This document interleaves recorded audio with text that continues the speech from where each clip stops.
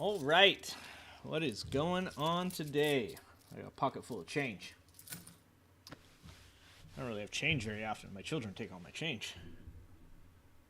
All right, let's take a look. What's going on, everybody? Hope you guys are having a good Wednesday. I'm taking off my shoes. It's gonna smell like feet in this room here in a second. All right. Well, I mean, as far as weeks go, it's been kind of a quiet week. No one's been shot at. No one's dropped out of the races. It's just been one solid week of Kamala Harris and Tim Walz dunking on Donald Trump over and over and over again. And at this point, it's almost getting boring. It's almost at a point now where it's like he's getting his ass kicked so hardcore that it's just just another day of the week. Another day of the week.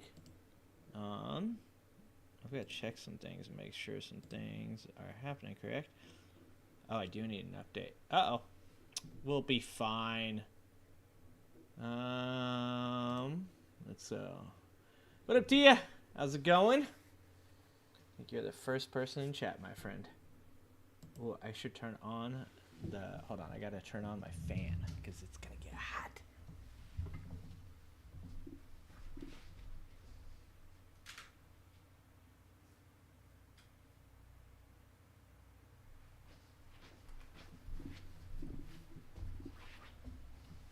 Okay. Does look like we have some buffering going on. Maybe it'll be a shorter show tonight. If we have too much buffering, we might call it a short night. We'll see what happens. I gotta make sure that this computer stays up to date. A lot of times with this computer, I don't come down here and use this computer very often, so it doesn't get updated as much as it probably should be updated. Let's see here. Everything looks fine. So we're gonna hope that that's good enough. We're gonna hope. We're gonna pray.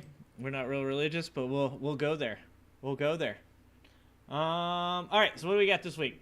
It looks like Joe Rogan is doing some more things to make Donald Trump upset, which is always worth covering. That's something that like everybody enjoys. A little MAGA on MAGA violence is always a good thing.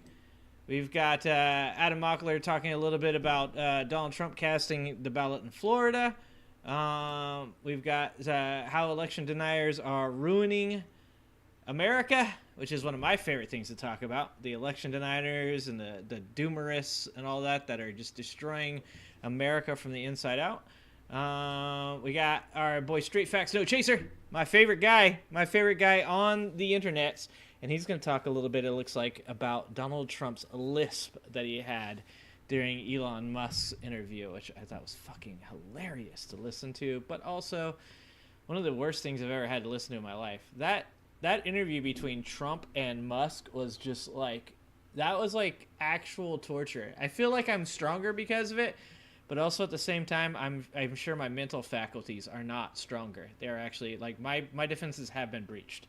I don't know if you guys have seen, but Elon Musk now is like claiming all over the internet that it had 1 billion views. Anybody that's ever done this for a job, been a streamer for a job, knows that what he's talking about is impressions. He's talking about people saw the tweet, saw the channel. He did not get 1 billion views on that, and it's one of those things where like people send me shit and they're like, wow, like this is like so insane. They got so many people. None of those people listen to it.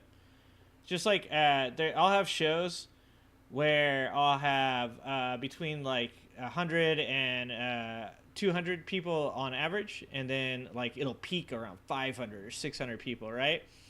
And it'll be because something is happening in the Trump world or the MAGA world that leads people to my channel, and it'll end up I'll have like 70, 80, 130,000 views, right? So that's like, those numbers sound really good. 130,000 views. I think that's the most views I've ever had on a live stream. And people like, wow, 130,000 views. And it's like, no, it's not really 130,000 views. It's 130,000 people stopped in for like a couple seconds and watched. More likely than not, it's probably like closer to, a few thousand that actually stayed and watched for any like amount of time, especially on like short streams and stuff like that.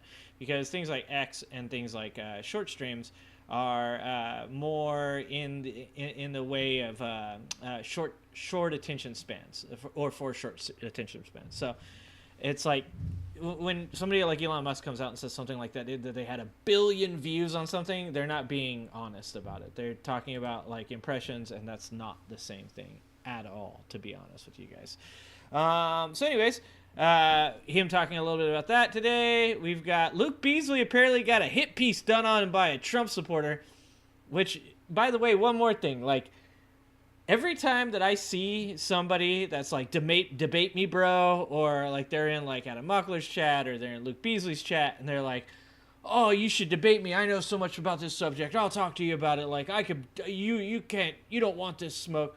Every time I've ever seen one of these Trump supporters like get into a conversation, it turns into so like, well, like, you know, with what happened on, January 6th was actually is mostly like peaceful protesting, and I think you're wrong about that. And it's like, they're the worst fucking debaters of all time. So that's pretty interesting. I wonder how bad this video is from the Trump supporter.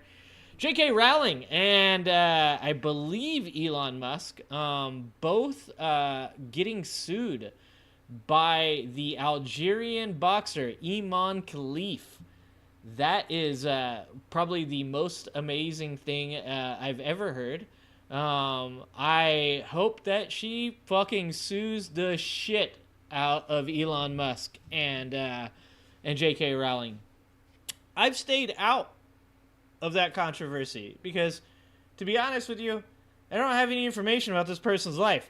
I don't feel it's right for me to be on here talking about it. But apparently certain people love to talk about this shit on X. They can't stop talking about it. They like discussing what private parts people have because they're fucking weirdos. And they're about to get sued for that shit. So that looked good. We got a Robert Reich video on Project 2025 because Project 2025 isn't going away. Fuck that shit. We're going to keep talking about it, keep talking about it, and keep talking about it until November 5th. Destiny had a focus group, which I thought was probably pretty cool to watch, and it's on January 6th. And this is with a bunch of other big streamers. This is Turkey Tom. That's the only one that I know. I think Willie Mack is one of these people. I don't know any of these people, to be honest with you. I don't get to watch YouTube that much. I just get to get on here and actually just like talk about things every once in a while with you guys. So this is a focus group on January 6th. He's trying to speak to big streamers that may still have questions about like the legitimacy of January 6th being an insurrection. I haven't watched this yet, and I was going to watch it, so I figured we might watch it tonight. We'll see what happens. And then this is something that I think that like a lot of people... What up, Bucket? Oh, thank you for subscribing on all 3 of your profiles, Tia. I love that. I love that. What up, Mike? What's going on? No, all of the above. You guys don't get to say all of the above. You have to pick one. It's the whole point of me not putting all of... If I put all of the above on the polls, you guys would just pick all of the above every time because they're all funny options. It's meant to be an exercise. You guys have to you have to pick one, okay? That's the way this works. But I don't know if you guys have seen this James Tallarico guy. James Tallarico is a really awesome dude. He's a Christian. He's probably my prime example of a person that can be religious and be very Christ-like, and me being a secular humanist or close to being a secular humanist.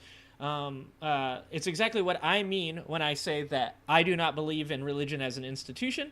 I do believe that individuals being religious, as long as they are attempting to be Christ-like in the things that they do, attempting to be good people, attempting to take care of the poor, take care of the downtrodden, attempting to not pass judgment on people, like that's where I can really talk to religious people, because I do find religion to be really interesting. I find it to be incredibly interesting. I'm just closer to being a secular humanist. I need things like to be proven to me for me to ever like be willing to believe in them. So he has been absolutely amazing. This is a great talk that he gives on why being a MAGA cult Trump supporter is not Christian. And I thought this was a really good talk. I really like what he said, and it really kind of just like, it's the epitome of what I believe Christianity really should be. And so I really enjoyed it. Arizona needs to indict Trump. They're thinking about it easy. You can hear it in the rumblings of that girl getting prosecuted. It sounds like certain people are definitely open to Trump being indicted, or maybe like Giuliani. I think Meadows was going to be. I know that Chesbro flipped. Maybe was it Eastman as well? I don't know. Maybe not Eastman, but I know Chesbro flipped. I think Ellis flipped in Arizona as well. Yeah, it's so hard to keep up with all this flipping too, dude.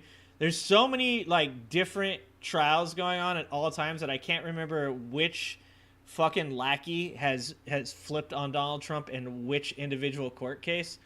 Like, when you get to that point, it just becomes like ridiculous to even be sitting here talking about that. We have so many court cases that I can't keep track of which person flipped in which case and which one they haven't yet. It's out of fucking control. No comment, chick or Daniel X Star. No, I haven't, but I will. Let me write that down because I have one X account, Tia, one X account that is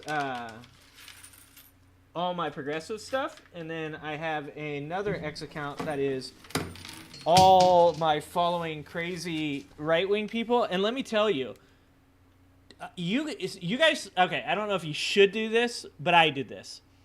It's a good experiment to create a alternate X account and then just go through and follow like a lot of the big name right-wing people, and then follow some of like the middle guys and some of the smaller guys, and then just scroll every once in a while. Just sit there and act like it's your X and scroll through it.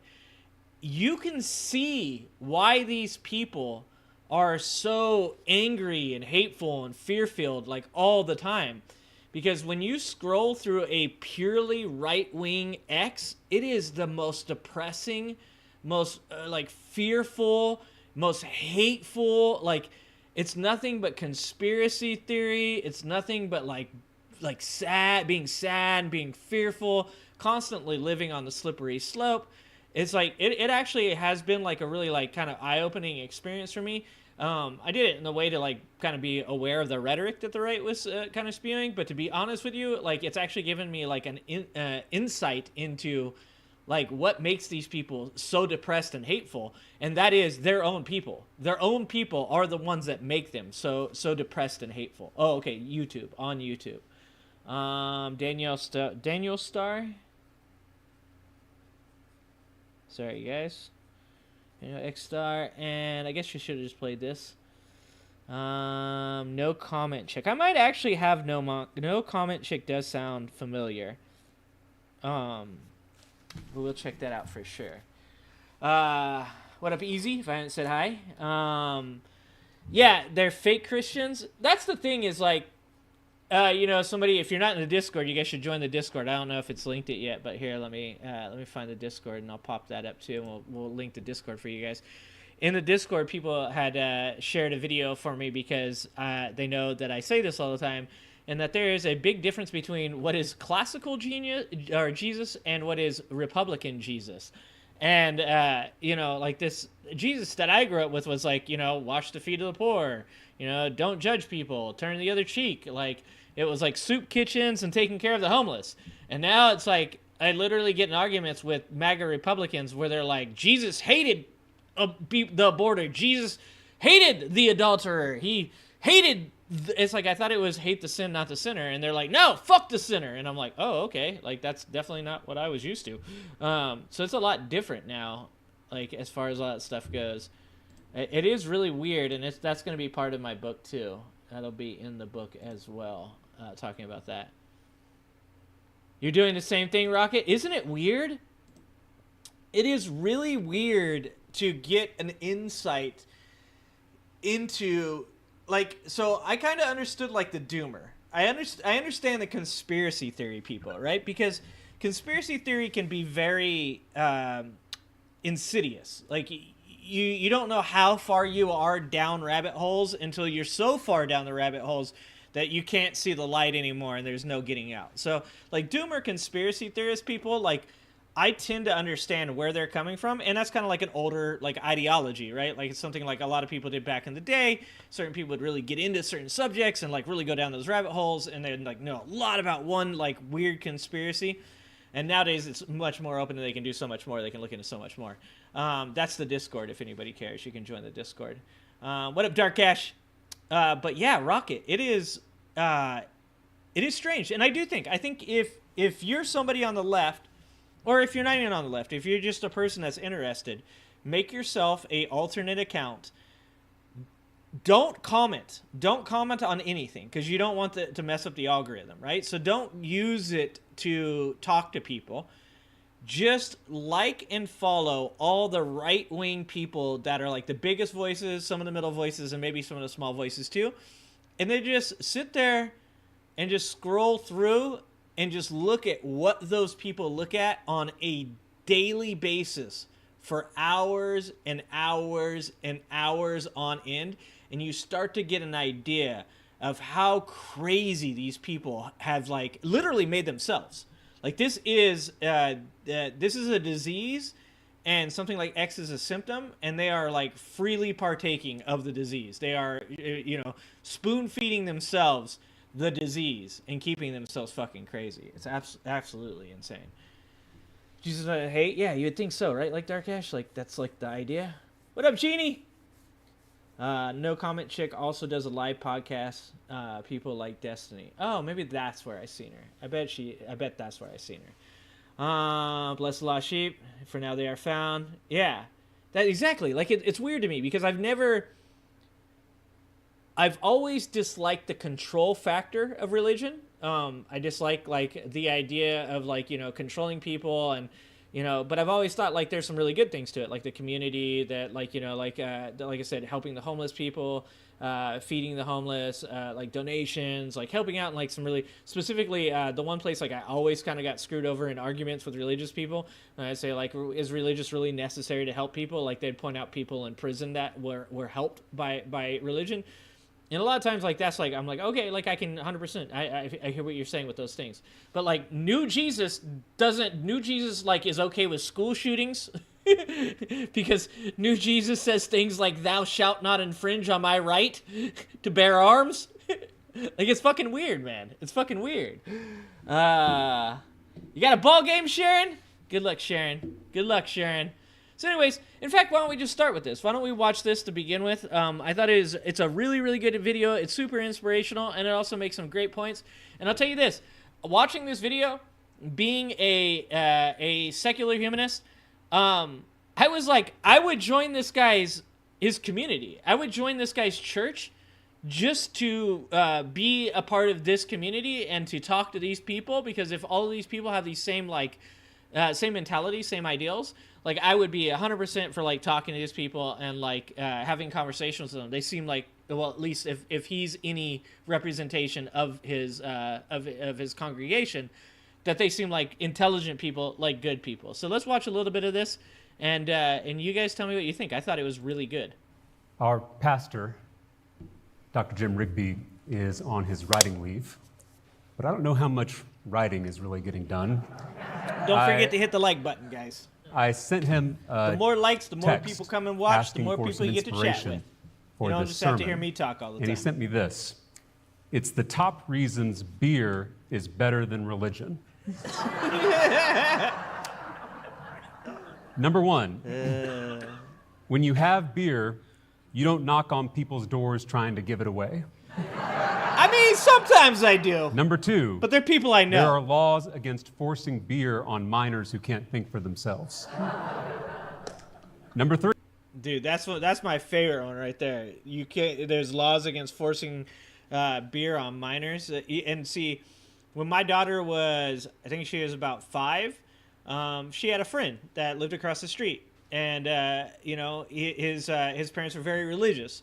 And they were good people. They're really nice people. I didn't spend a lot of time talking to them. My wife did. And my daughter was really good friends with their son. And, they were good people. I trusted them with my kids.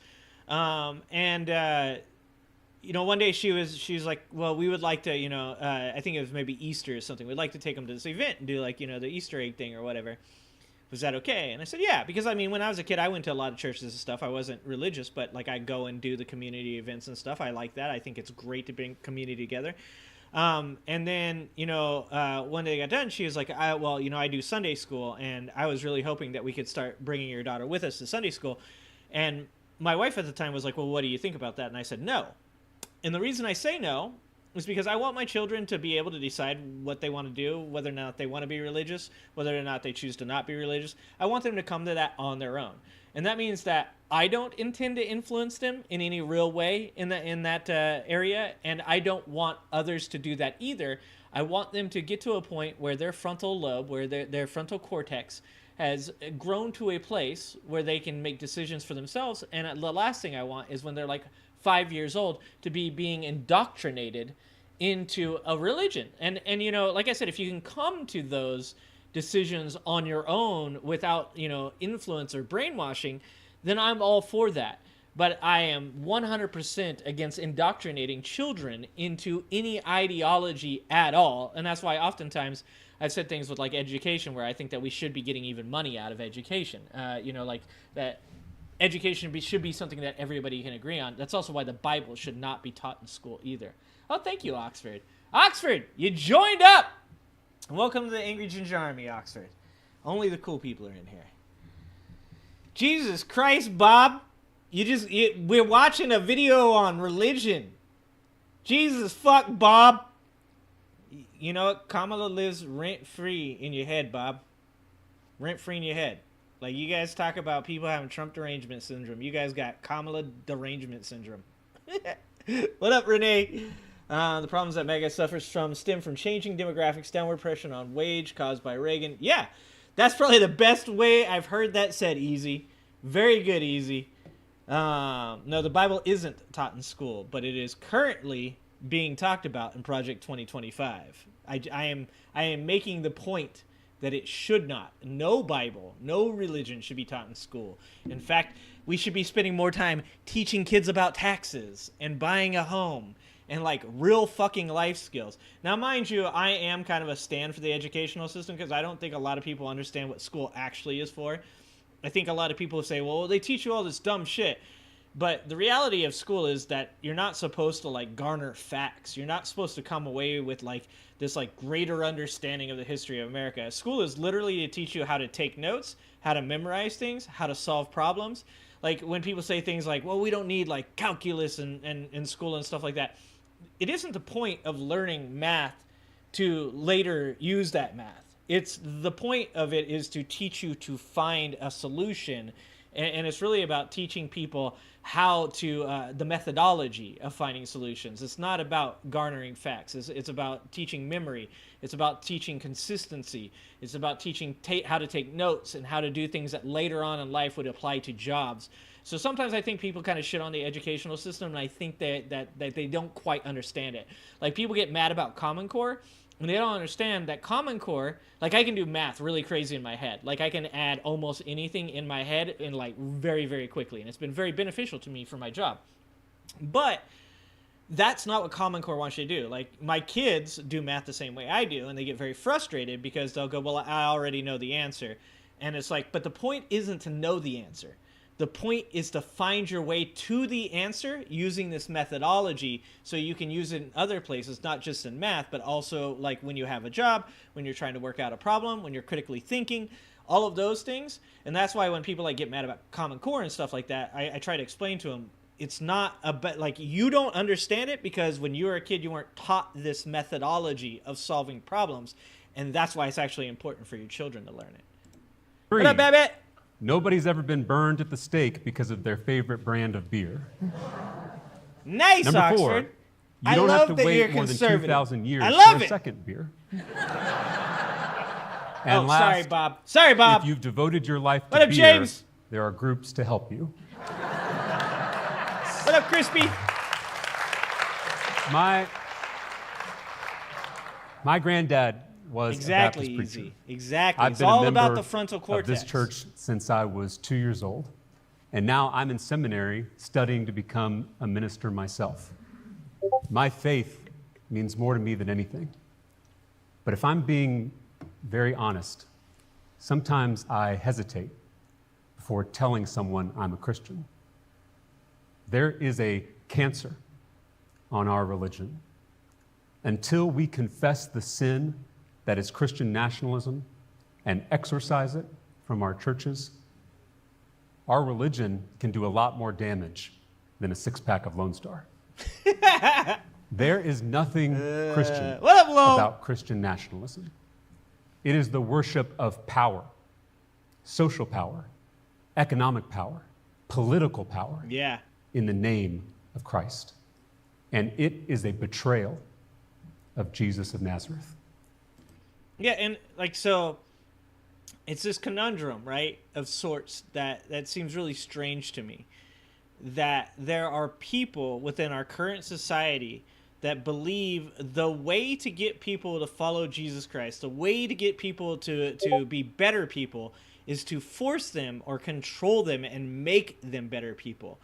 But if there is a God, if you are a religious person, if you're a follower of Jesus Christ, the idea of forcing people to believe what you believe is antithesis. Like, it's not, it makes no sense. It doesn't, like Jesus didn't like go around forcing the people to follow him. He led by example, and he showed people, his ways. Like, he wanted people to be like him. He wanted to lead by example, but he didn't go around saying we're going to force people to do these things. And that's the biggest difference between the Christians of my childhood and the Christians of today. Like, the idea of having like a nationalist Christian government is like I said, it's anathema to me. It doesn't make any sense at all. It seems as though this would be completely against the idea, because if you were to want people to join you, like as a leader, as a manager, I don't want people to have to follow me. I don't want people to be forced to follow me. I want people to want to follow me. So when I'm working within my store, when I'm working with people, I do my best to stay away from punishment, because punishment doesn't really reinforce anything. I choose to incentivize. I want people to be incentivized both monetarily. I want them to be incentivized by the atmosphere, by like what is provided to them. I want them to be incentivized by success. I want them to be incentivized by feeling like they're part of something that's greater than themselves, and that's going to lead them to have a more joyful and successful life. And that's the business I run. That's not a church. And that's what I want to believe, that if you were truly a good Christian person, you would also want. Like, if I was a preacher, I wouldn't want a bunch of people to be forced to be there to listen to my sermon because they had to be. I would want them to be coming to me because they heard the words I said and it made sense to them, that it was truthful, that it was honest, that it seemed like it was the thing that most likely would bring them happiness and joy in their life. Like, that is what I would imagine if I were a preacher I would want in my life. And it just seems so the opposite with what something like Project 2025 is attempting to push He forward. told us we would know them by What their up, Jerry? fruits. Jesus includes. Christian nationalism That's true, Jeannie. excludes. Jesus liberates. Christian Chris, nationalism you tell me. That's very controls. interesting, Chris. You tell me what you Jesus think about saves. this man. Christian nationalism kills. Jesus started a universal movement based on mutual love. Christian nationalism is a sectarian movement based on mutual hate. Jesus came to transform the world. Christian nationalism is here to maintain the status quo. They have co-opted the Son of God. They've turned this humble rabbi into a gun-toting, gay-bashing, science-denying, money-loving, fear-mongering fascist. And it is incumbent upon all Christians to confront it and denounce it. Amen. And see, that's what I would think would be the response. Like, if you were a good Christian person, if you really believed in classical Jesus, not Republican Jesus, you would think that this actually would be the test. You would think that this would be the test. Like being told to hate instead of being told to love. You would think that would be the test. Being told to exclude instead of to include. That would be the test. Like, this is a group of people that believe that there are signs, that there are tests, that this is a this is your application, your building of your resume to get into the kingdom of heaven. And if that's true, there's a lot of motherfuckers failing. There's a lot of people out there that believe these things that are deciding to forego them to instead have personal gratification while here on earth, right? Like once again, I don't believe any of this stuff. So this is just an outsider looking in and doing my best to understand. But you would think that would be the test. If anything, if your God is the God, if your Jesus is his son, and he has written that you should forgive, that you should not pass judgment, that you should turn the other cheek, that you should hate the sin, not the sinner. This is the test. Christian nationalism is on the rise. 2 years ago, Christian nationalists stormed the U.S. Capitol. Yeah, the further you go back, right, while carrying the worse crosses, it is dark. But there's this like sweet signs spot reading "Jesus saves." No, you're weird. Whatever, read on. Last year, Christian nationalists on the U.S. Supreme Court Yeah, you remember the "What Would Jesus Roe Do" versus bracelets? Wade, allowing states like ours to outlaw abortion, even in Chris, cases me and of you are the rape same. and Me and you are incest. the same, Chris. And as we speak, 2 Christian nationalist billionaires are trying to replace public schools in Texas with private Christian schooling. We are closer than we think to a Christian theocracy. How did this happen? The first followers of Jesus didn't call themselves Christians. They called themselves the Way. Their crucified teacher taught them a different way of being human, and they intended to follow it. The early church was a revolutionary community built on radical love, a peculiar people who shared all their possessions and refused to participate in the economy, the military, or the culture. Doesn't hippies, don't it? I mean, hippies look like Jesus too. Like, does that not sound like, specifically when I'm talking hippies, I'm talking about the people of the earth, the 60s, the 70s hippies, the hair bandana, the flowing locks. I was just saying today, because there's all these like increased COVID cases right now, and one of my employees, he's a drummer, and he's like, man, I was just around a bunch of hippies. Like, I was like, no, dude, I think those might actually be the only people that have like really strong working immune systems, because those are the type of people who don't wash their hands before they eat. Like, all of us that washing our hands all the time, keeping things clean, like, we're fucked. But I think those hippies, those original Jesus-looking hippies, those people are probably got the immune system of Jesus of Nazareth. Okay. The book of Acts tells us that the first Christians were persecuted for turning the world upside down. Tiki. But 300 years after Jesus was What up, Reverend? executed What up, by Brad? the Roman Empire, Emperor Constantine made Christianity Paint the today? official Don't state be huffing religion paint, of that Radon. very same It's empire. for painting, not for smelling. Constantine was the first Christian nationalist. And ever since, the powers that be have been taming Hippies smell very Christianity, funny. domesticating it, diluting it into something more palatable. Pro-war, pro-wealth, pro-white supremacy.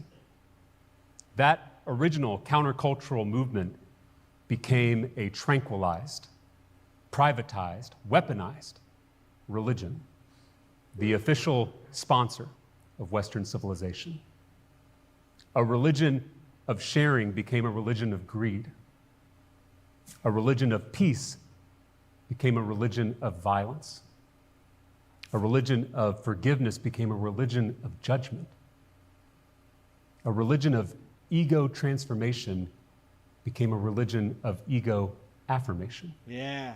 That's probably the most like poignant thing he says, I think, for me. Well, so far. I mean, but like I said, the religious people that I grew up with, and I'm sure not all of them were very good people, but the idea of being one with the community, that being like the sacrifice, being the person that doesn't have the ego, And it's became like idiocracy. It's like now it's like the gold cross. It's like the bling bling diamond cross. It's the scream Jesus in people's face. That's what it's become, and that's, like I said, that's really sad because being a person that's not religious, being a person that a lot of times argues against the institution of religion, I think that's the one place I always had a weakness in that argument, was when arguing with those people, they could point out, like, no, we take care of people. No, like the vets, when we have veterans that have lost limbs in war and they come home, we're the people that love them, that forgive them, that show them that there is still a community for them. And now it's not that. Now if you're a vet that comes back and you don't got legs and you're a Biden supporter, you don't get the love because you voted for Biden? Like, does Jesus really give a fuck who you voted for? Like, that would be insane to think. And that the affirmation of the ego, that now that you have all these people that are like, I have to make sure people know I'm a Christian. I have to make sure they know I'm for Jesus. They are the lesser. I am the greater. That's, like I said, that's anathema. That's so much different than these people that I argued with years ago. Now, I don't even have to argue. I don't have to argue at all. I just go, I present to you a Christian. And people are like, oh, yeah, no, I see what you're saying. Today, Christian nationalists obsess over I have private hippies parts that wear while the animal planet skins. burns. I do. 8 men own as much wealth as Genie. 3.6 billion people, and Christian nationalists are boycotting Barbie. The Bible doesn't mention And that's abortion why Carlin is one or gay marriage, of the Holy but it Trinity goes on pizza. and on about forgiving debt, liberating the poor, and healing the sick. Dude, Christian we always had a nationalists like to session say prior. this is a Christian nation. Not only is that historically inaccurate, not only is that Right, Mike? theologically Exactly. blasphemous, Vanity but it's and also greed. just not true. Look around us. If this was truly a Christian nation, we would forgive student debt. Oh, If snap. this was truly a Christian nation, we would guarantee health care to every single Right? person. How fucking If this was crazy is truly a that? Christian nation, we would love all of our LGBTQ. Imagine if Jesus was given, like, he was a senator. Like, let's just imagine, for funsies, he's a senator of Arizona. Jesus Christ. Jesus H. Christ, Senator, Arizona. And it comes time to give universal health care to everybody, and Jesus is like, nay.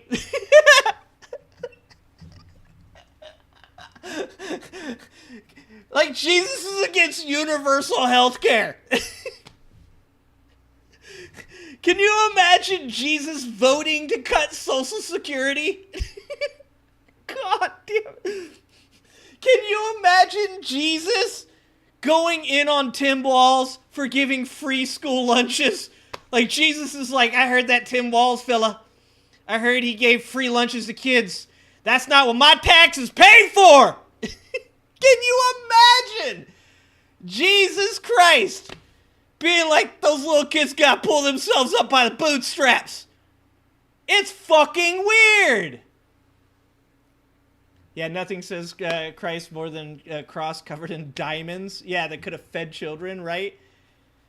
Say we refuse to pay for defense for a year and tell them to pray for protection. Yeah, that sounds good.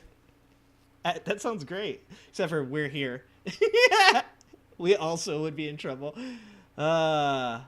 Dude, Dogma was the best, Redon. That was one of the best movies of all time. Neighbors. Love Dogma. If this was truly a Christian nation, we would make sure every child in this state and in this country was housed, fed, See, that's what I'm clothed, talking about, Levon. educated, and Like, insured. that's what I'm talking about. If this was truly a Christian nation, we would never make it a I Christian ate a nation. bunch of those, Redon. Because we know the table of fellowship is open to everybody, including our Buddhist, Hindu, Jewish, Muslim, Sikh, and atheist neighbors. Jesus could have started a Christian theocracy, but love would never do that. The closest thing we have to the kingdom of heaven is a multiracial, multicultural democracy where power is truly shared among all people, something that's yet to exist in human history. Mm-hmm. Christian nationalism is not only a threat to the American experiment in democracy, it's also a threat to the gospel of Jesus Christ. When someone asked Jesus to name his most important commandment, he cheats and gives two. Two that he says are related. The first is to love God. The second, he said, is like it. Love thy neighbor as thyself. It's like it because when I recognize the divine image in myself, I can't help but recognize it in my neighbor, whether they're Christian or not, whether they're religious or not. In the parable of the Good Samaritan, Jesus specifically defines neighbor as someone different from us, racially, I like that. economically, politically, religiously. God loves diversity. Yeah, and see, that's what they get wrong, right? Is they want people that are like them, and they allow people that are like them. They do not want people that are not like them. And this is like something like I've always said about being pro-choice, right? Is my ability to be pro-choice allows your ability to be pro-life. But if you are the current pro-life iteration of Christian nationalists, your ability to pro-life cuts off my ability to be pro-choice. And there's something wrong with that. Like, there should always be an acceptance that, like, I understand that you have an argument that you feel strongly about, that you believe in, that you believe should be encouraged in a positive manner. And I believe you should have the right to do that. But the opposite of being pro-choice is being pro-control. And if you're going to tell people that they can't do something because you believe there's no evidence, no facts behind it, just you believe that what they're doing is not something that God would be okay with, that's control. You're pro-control. God loves variety. Just look around this big, beautiful planet of This is ours. one of the best sermons. Do we really I've ever think heard. God would make all these beautiful people with all their beautiful traditions for no reason at all? There are so many pathways to the sacred.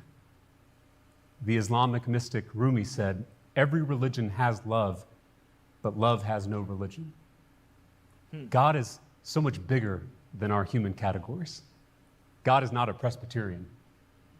God is not a Christian. God is not a noun at all. Yeah. God is a verb. God is not a being. God is being itself. And this is, after listening to this is why I was saying, like, from a person outside looking in, I say, like, the idea that God is understandable, that if you are a religious person and you truly believe that God is this omnipotent, all-powerful being, then it's beyond your understanding. Is like the very human thing to do to claim that you know what God would know, to claim that you understand what God would want.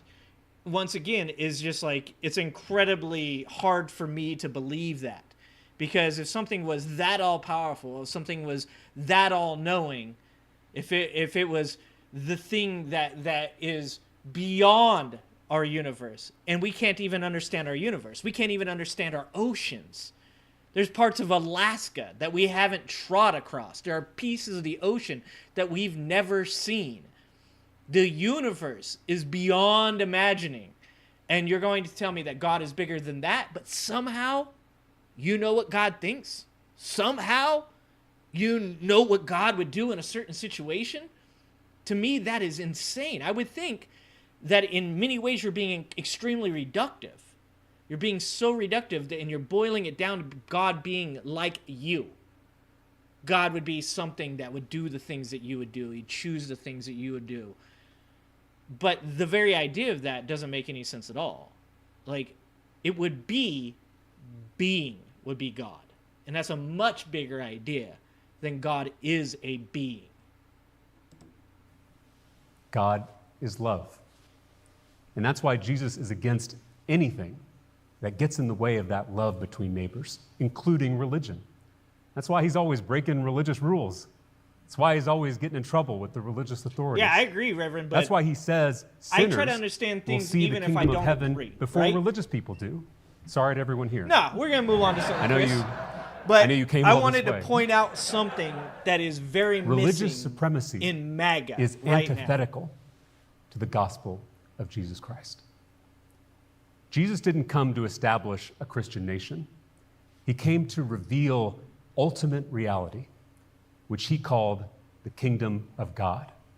Yeah, well, the reason I'm showing this, Chris, is because this is something that MAGA uses as a facade to hide behind righteousness. And this is something that has been done throughout history.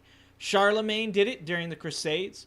I mean, Charlemagne stood up in front of his armies and said, you can harm children, you can harm women, you can kidnap, you can assault, you can do all of these things as long as you understand that you must repent, right? Like, it's a facade of righteousness.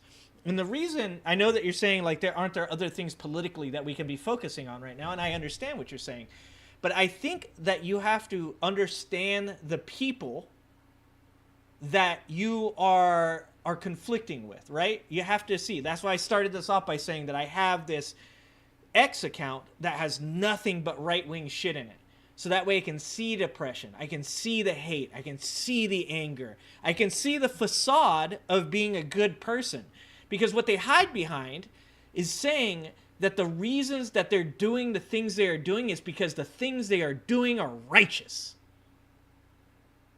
And to have a person, I think this gentleman does it, call it out so well to say, none of this is anything. So I'm not a Christian. I'm not a religious person, right?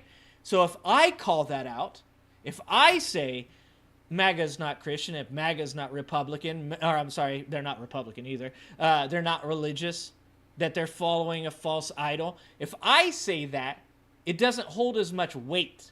But if this man comes out and says, hey, I'm a part of this, and this is a facade, it carries greater weight. So the reason I'm watching this, or I was showing this to you, and we can watch something else now, is that you have to understand, and I also, like, oftentimes, like I've told you guys before, I'm not up here to change anybody's mind.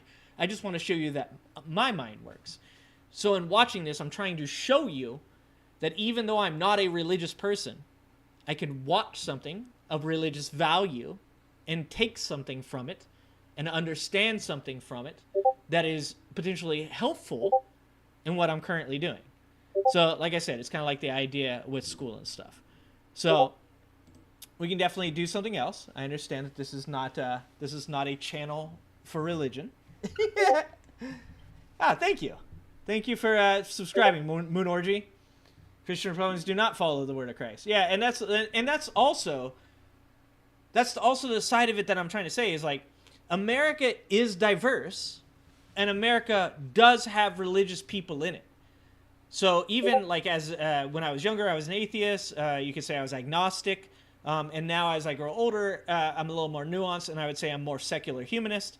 As I grow into that, I have to realize, and we have to realize, that there's never going to be a time in a place as diverse as America where you don't have religion. You're always going to have all of these religions, these different types of people. And diversity isn't denying having any group of people. It is accepting of all people, regardless of their faith, regardless of their lack of faith, and understanding that they can do something for the country. That's what makes America amazing. America is amazing because people with different lanes, different points of view, can come together and agree. We might not be best friends. We might not agree on policy. We might not agree on, whether or not there's an afterlife or not. But what we can agree on is that if you treat people well and I treat people well, and we work as a team to make everybody's life better, that we can all experience something that you don't see in other countries. We are very unique in that manner. And so, like, in watching this kind of stuff, I want people to understand, if Kamala wins in 2024, there will still be Christians here. There will still be religious people. Some of them are very good people. And you have to recognize that the people that are currently wearing the mask of Christianity, and I'm standing in their defense as my brother, as my fellow American, as somebody that believes in something that I do not believe in, but I stand in their defense, that those people, if they live Christ-like lives, if they are good people, if they do not hate the LGBT community, if they are listening to what this man, they're picking up what he's putting down, then I stand in defense of them. And I think that we have to keep that in mind, because right now people are playing Charlemagne and they're wearing the mask in an attempt to convince you that the reason that they're doing things is because those reasons are righteous. And we all know that's bullshit. We all know that's bullshit. All right, let's watch something else. What up, Fatty? Fatty came at the right time. Levon, I love you, Levon. What up, DJ? What up, Spikin? All my favorite people here tonight. Reverend. All right, we'll get to the fun stuff. But sometimes I gotta make you guys sit here with me and learn some shit. I mean, we can't just stick to one point all the time. We gotta change it up a little bit. We gotta do things a little bit differently, because, guys, if I've ever prayed in my life, well, it was because I drank way too much and I wanted to live to see the next day. That's the majority of times that I pray are when I've had too much to drink. But if I could pray for like anything and actually have that shit come true right now, it would be that Kamala Harris wins in 2024 and that we never, ever have to talk about fucking Donald Trump ever again. Because he is the cancer. Everybody keeps talking about how divided America is, how polarized we are politically. We're not polarized politically. We're polarized over Donald fucking Trump, okay? And we need to not only excise that cancer and vote it the fuck out of America. Please go to Venezuela. Please, I don't care. Like, go to Venezuela. Please go. Sorry, Venezuelans. You guys got it tough over there already. I'm sorry. But also, I am selfish. We need to vote his ass all the way to fucking Venezuela. But we need to not just vote his ass all the way to Venezuela. We need to make a point. And this goes for all Americans, conservatives, Democrats, anybody that's not a MAGA cult member needs to stand the fuck up and say, this isn't what I'm here for. I'm not here to be in the Trump reality show 24 goddamn 7 where this man sucks all the oxygen, not out of the room, but out of the country. The man sucks the oxygen out of the country. We don't need to just get rid of Donald Trump. We need to get rid of Donald Trump's way of thinking. That needs to go away, and then America can go back to like fighting over things like taxes, which I think is super important. Let's see. Yeah, you know, Fatty. Thanks, Babette. I appreciate it. All right, so let's watch something fun. You know, I half-assed defended Joe Rogan saying that he was trying to qualify stuff in that stand-up he did. And I shit you not, within days, Joe Rogan makes me feel bad. And be like, nope, he's still an asshole. So, I don't even know what this video is about. As always, I just click the videos. We check them out on stream. Except for that one we just watched. I had actually watched that one a couple times now. Like I said, he almost converted me. So let's watch this video. Let's see what Joe Rogan's dumbass has to say this time. And that's why it gets sideways sometimes. Yeah. You know, it gets a little fumbly Good job, sometimes. Chris. We all got to do our part. We got to be muckrakers. What she did was like a pro. She did that like a pro. We gotta be the That's where it gets dangerous. Having previously triggered Donald Trump by claiming Vice President Harris would win the election and indicating preference for RFK Jr. over Trump or Harris, the world's biggest podcaster, Joe Rogan, just dropped another brutal bombshell on Donald Trump by publicly celebrating Vice President Harris's public speeches and claiming that Donald Trump needs to seek professional help to raise his public speaking game. But before we unpack all that, if you end up liking this video and you want to support the channel, please be sure to hit the like, subscribe, and alert bells before you go. Reverend, all right, friends, as you know, because we've talked about it in previous videos, Donald Trump is not happy with Joe Rogan, the world's biggest podcaster, who it should be reminded, we should remind people that Joe Rogan is relatively conservative, and he has repeatedly publicly indicated support and sympathy for Trump in the past. But here lately, things have not been going well between Trump and Rogan in terms of that relationship. And I want to play a very recent clip of Rogan celebrating Vice President Kamala Harris, a person whom I never thought Rogan would ever celebrate. And again, going so far as to rub salt in the wound by saying that Trump really needs to step up his game with respect to public speaking and might even need to hire people to help him do it. He should have stepped up his game like 15 years ago. That's a problem. That's a problem. And I don't think they thought she was going to be able to do that. That's the thing. Yeah. You can fucking coach somebody, bro. It ain't hard. I mean, maybe she just practiced. Who are these coaches? Just public speakers and stuff? Oh, yeah, public speaking coach. I love that these morons think that Kamala Harris wouldn't be a good speaker. She was a fucking prosecutor. Do you think she stood up in front of a judge and was like, I think so if you look at the evidence, Your Honor, so I have this evidence that this person that they did this thing. What's more dangerous, a shark or an electric battery? Like, why the fuck would she be a bad speaker? It was her job. Like, I have had people tell me that I should have been a lawyer. You know why they tell me I should have been a lawyer? Because I talk a lot. I've also been told I should have been a politician. Both of those things are rather insulting, by the way. Rather insulting. Yeah, there's political speech analysts. There's people that imagine if there's teach comedians. people how to David teach. Lucas gets hired to give her like some one-liners. Yeah, she's worked hard her there's whole a crazy world where there's shit like that, Moon. where there's somebody goes, you need a couple zingers in your back pocket. I don't know. 100%. Because if that's not your world and your Dude, brain doesn't cool operate ad. like that, I would pay Trump money does. to see Trump that. is looking at like, I'd pay you know, money to see that. make a little put down, or he's just quick in that way. Listen, so he is quick in that way. Also, it would behoove him to hire. Hold on.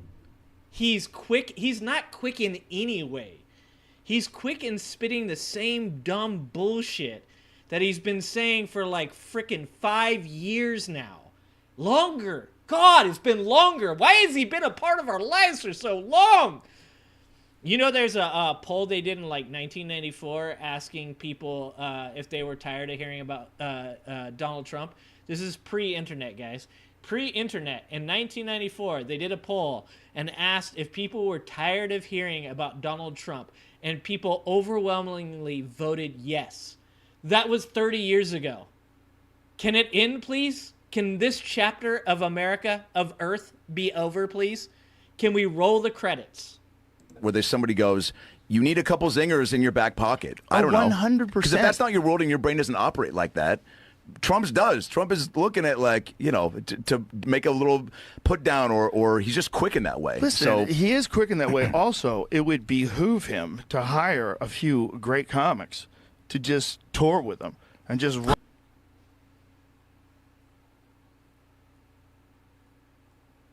Whatever you do, if you ever run for office, do not hire Joe Rogan as your campaign manager.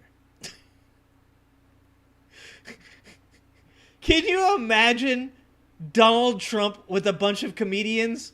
Like, it would literally be, that would be a laughingstock.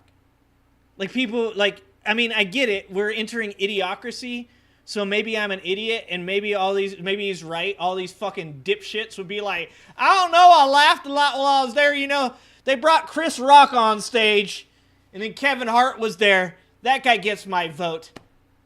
Maybe he's right. Maybe people are just that fucking stupid. I could be wrong.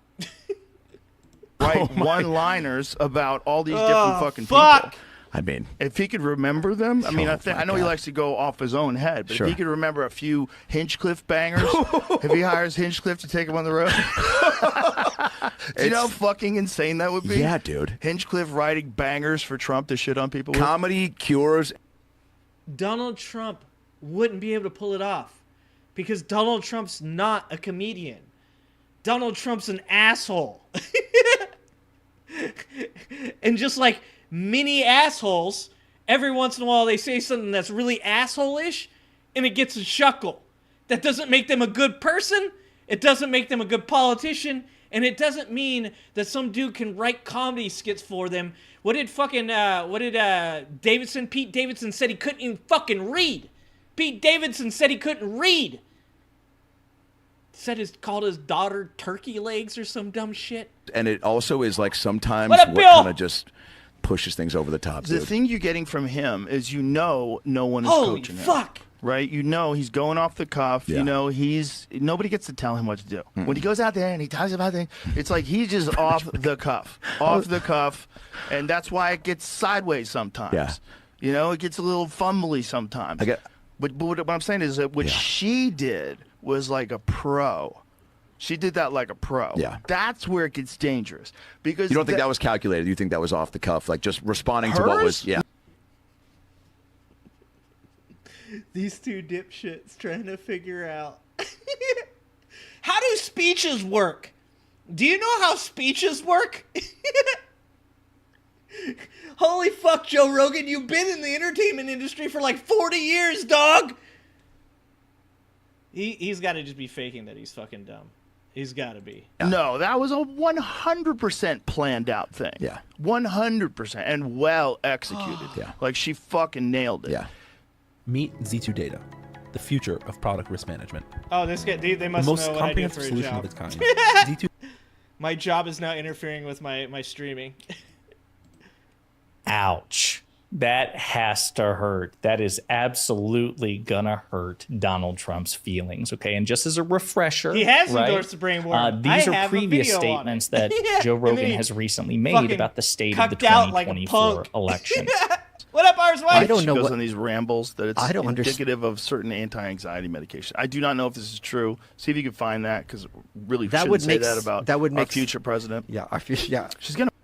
He just makes up shit, dude. It's so bad.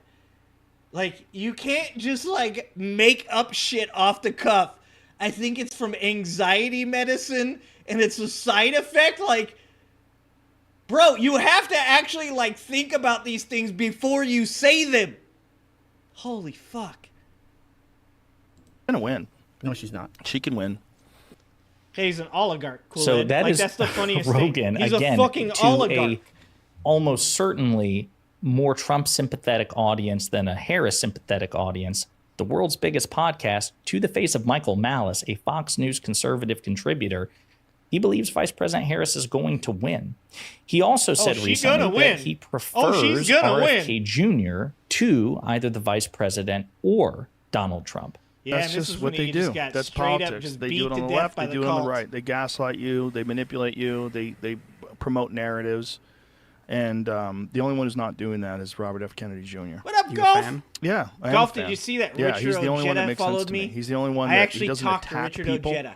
He attacks So that's my actions proudest and moment. ideas. Golf. But he's much more reasonable and intelligent. Fucking the guy was in gut-filled DJ. So, again, it's not like Joe Rogan is some sort of like dyed-in-the-wool progressive, right? He's probably more right-wing now than he's ever been. Yeah, and to be honest, all of these people, it doesn't matter who they are across the board, it's as soon as they start making money. And that's the funniest thing about people hating Kamala and Biden. Is you ask them, you say, do you think it's wrong that these big corporations just like use you up and take your labor and just eat you up, and you spend 40, 50 years of your life working your ass off for just a piddly retirement from Social Security, while these motherfuckers give their CEOs hundreds of millions of dollars in bonuses that are built off of your hard work, and people are like, yeah, I hate all of that. And then you're like, you realize that the reason that Elon becomes conservative later in life, the reason that Rogan becomes conservative later in life, the reason that Schneider becomes conservative is because people like Biden and Kamala like to increase the budget of the IRS, who like to go after people like Elon Musk, like Donald Trump, like Rob Schneider. They make them pay the fucking taxes. If you don't want big corporations to take advantage of the middle class, the lower middle class, and the poverty-stricken, then you should be fucking excited that Biden is the president. Jesus Christ. RFK Jr. is a conservative pick by most measures, and RFK Jr. I got to talk to Major and Jail, Donald Fetty. Trump and You their followed me on campaigns have an incestuous relationship, right? In so Citizens again, United. nothing really to freak out about, but MAGA freaked out about it all the same because Rogan wasn't saying that he wasn't celebrating Trump's intelligence, right? That first clip that we played, the most recent one, he seems to suggest that Donald Trump. And if you guys want more information on all the MAGA cultists that have tried to leave the cult recently, Kyle Rittenhouse, Joe Rogan, Tim Pool, I think he just made a joke, but to be honest with you, he's just probably got punked because he was probably not making a joke, but then everybody started shitting on him, and he was like, it was just a joke! Anyways, I made a video on it. So if you haven't seen the video yet, there is a video on my channel that kind of goes over all of the people that have attempted to leave the MAGA cult in the last couple weeks and say things that were just kind of even like off the cuff, not even a firm endorsement of RFK Jr. Just said that they were thinking about maybe voting for RFK Jr. and they got absolutely murdered by the cultists and told that they better get in line or get the fuck out. The gravy train will no longer be pulling into your station. And Joe Rogan got punked. Kyle Rittenhouse got punked. Tim Pool got punked. All of them. Bitches. I don't give a fuck. Like, you cannot go on there. Your poor boy, RFK Jr., Joe Rogan. That was your boy, Tim Pool, RFK Jr. And you guys just went, never mind, I won't vote for him. Because Cat Turd went in on you. You guys got punked by a dude named Cat Turd. This is the first time I think I've ever felt sorry for RFK Jr.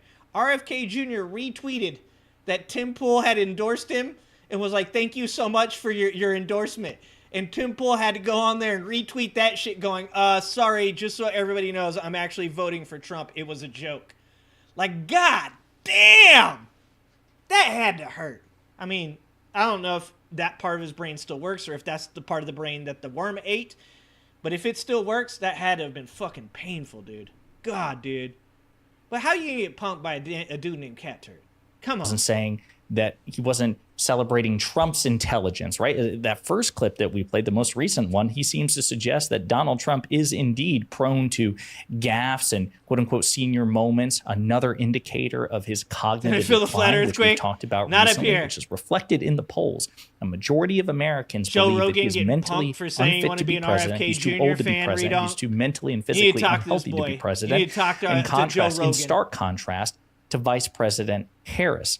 Despite this, Joe Rogan felt the need to go out of his way to be like, hey, I'm not endorsing RFK Jr. Jesus, chill, calm down.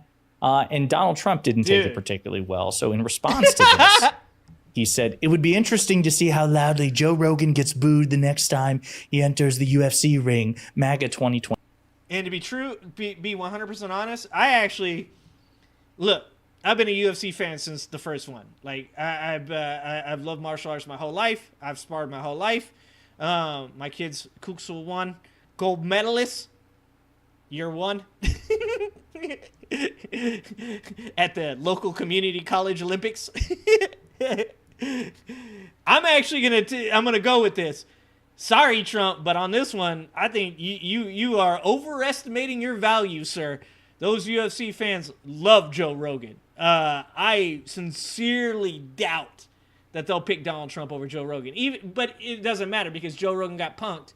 Joe Rogan should have just stuck to his guns and said, I like RFK Jr. Like, what? Fuck you guys. Why are people such little bitches about this? Like, if you, like, poor fucking, like I said, how am I having empathy for RFK Jr. right now? Like, poor RFK Jr. is like, I'm just trying to get some love over here. And they're like, you get no love.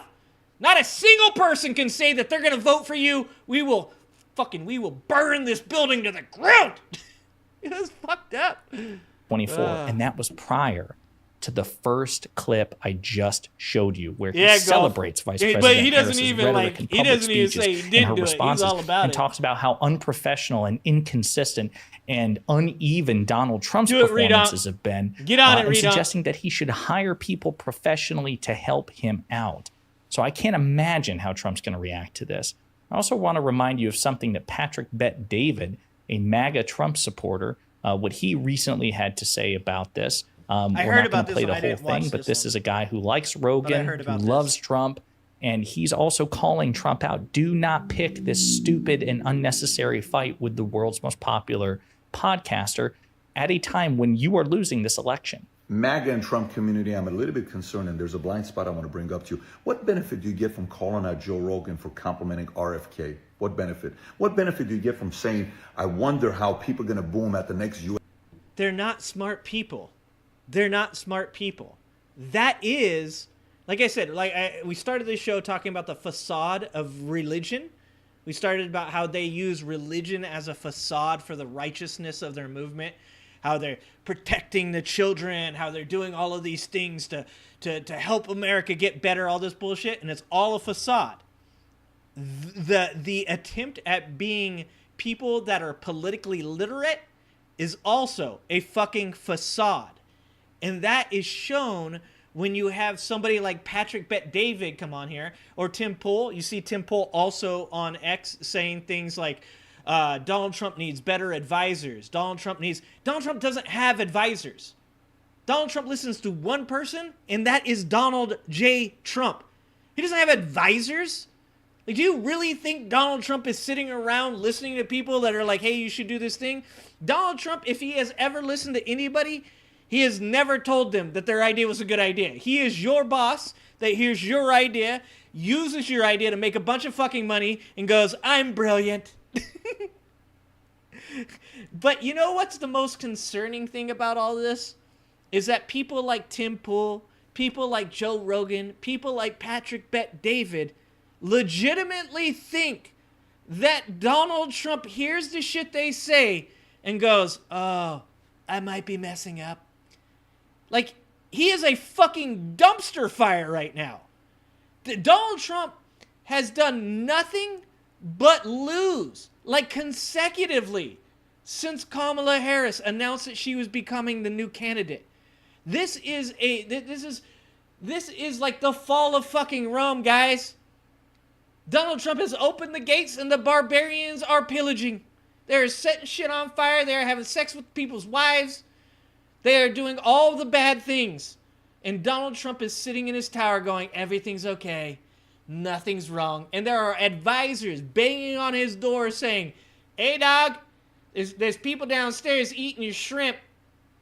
There's motherfuckers shitting on your desk, just so you know. And Donald Trump's like, I don't hear anything.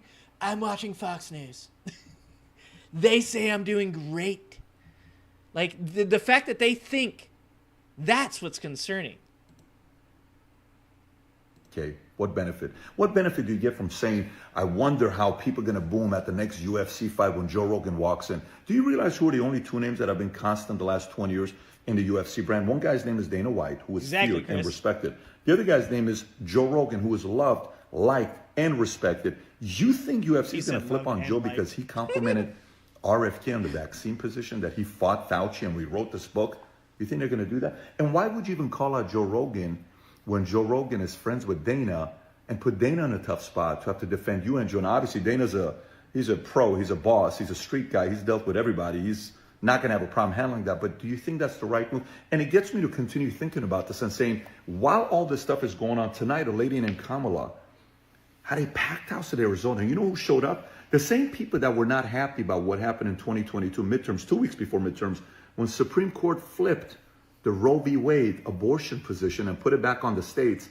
And while everybody thought there was going to be a red wave, there was not a red wave. Got it. And he goes on like that. We played, there was a sub. And this is why you get Trump supporters that come in here and they're like, well, you think Kamala's going to win? Oh, 100% I think Kamala's going to win. I 100% believe at this point, unless there is some massive event, that Kamala Harris wins this election. Donald Trump has dug a hole that is so deep that he can no longer see the light to get out of it. There is no gamesmanship at this point. He can't give a speech that's going to make a difference. At this point, it has become Kamala Harris's presidency to lose. So as long as Kamala does what Kamala needs to do and stays on track and continues to do the things that she's doing now, you can go ahead and start writing the headlines. Donald Trump claims election was rigged. And they're already doing it. They're already starting it. They started it months ago when Biden was still the candidate. But they are going to start to ramp up the rhetoric. They already started it with the AI bullshit. It was all stolen. It was all rigged. Guarantee you. Because even Donald Trump at this point knows he's about to lose. And he has already started telling people that shit was rigged. It's in the playbook. Subject of a previous video. Again, Patrick Bet-David, 5 million YouTube subscribers on his Valuetainment program. I think 2 or 3 million on his own PBD podcast. A guy who I think is kind of an idiot and certainly has terrible political takes. But is one of the biggest MAGA influencers in the world. And the broken clock is right twice a day because he just nailed it in that video, right? He wants Trump to win, but he's like, Trump, stop picking these stupid fights. Other MAGA influencers like Tim Pool, if you just do search for Rogan, he is publicly begging people not to pick fights with Joe Rogan. And that was prior to the clip that I... And these are the people that like Donald Trump's super smart. He's the dumbest fucking human being on earth. The only person that's dumber than Donald Trump are the people that vote for him. I just played for you. I can't imagine how Trump and MAGA are going to react to this, but hopefully they'll react as they have been, perhaps even worse.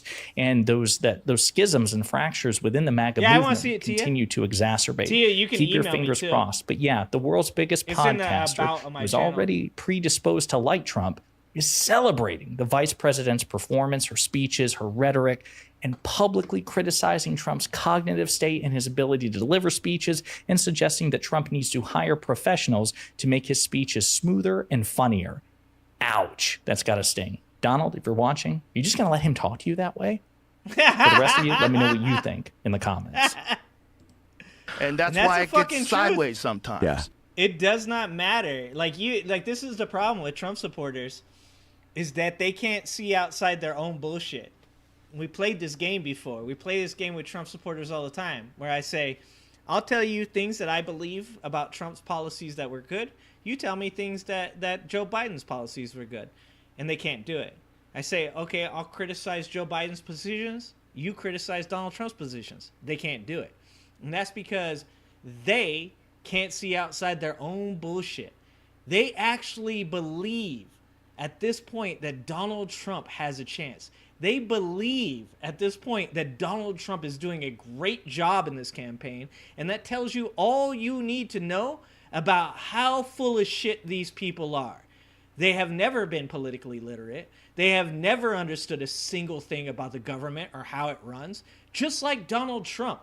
They are just like Donald Trump. There was one thing that Donald Trump said that was the honest goddamn truth, and that is, I'm just like you. He's just like them. They're all idiots. Holy fuck. Anybody at this point that thinks that Donald Trump... I follow multiple conservatives on X, and every single one of them are like, going, stop shitting on Kemp. Why would you shit on a Republican governor with a approval rating of 63%? Why? Because Donald Trump don't give a fuck about the Republican Party. Donald Trump only cares about Donald Trump. Donald Trump only cares about Donald Trump's feelings. And guess what? Kemp hurt Donald Trump's feelings. And he's big mad. And he's going to just be crying about that shit for all of eternity. The Republican Party had a chance to choose somebody that could have debated, could have been on the stage with Kamala Harris. It wasn't DeSantis. Sorry, but he did a bad job. But it was Nikki Haley. They had a chance. And instead, they allowed themselves to get cut. They watched their own political party get fucked right in front of them. And they just stood there with their hands in their pockets going, no, dude, hey, I don't want to be the first person to speak up.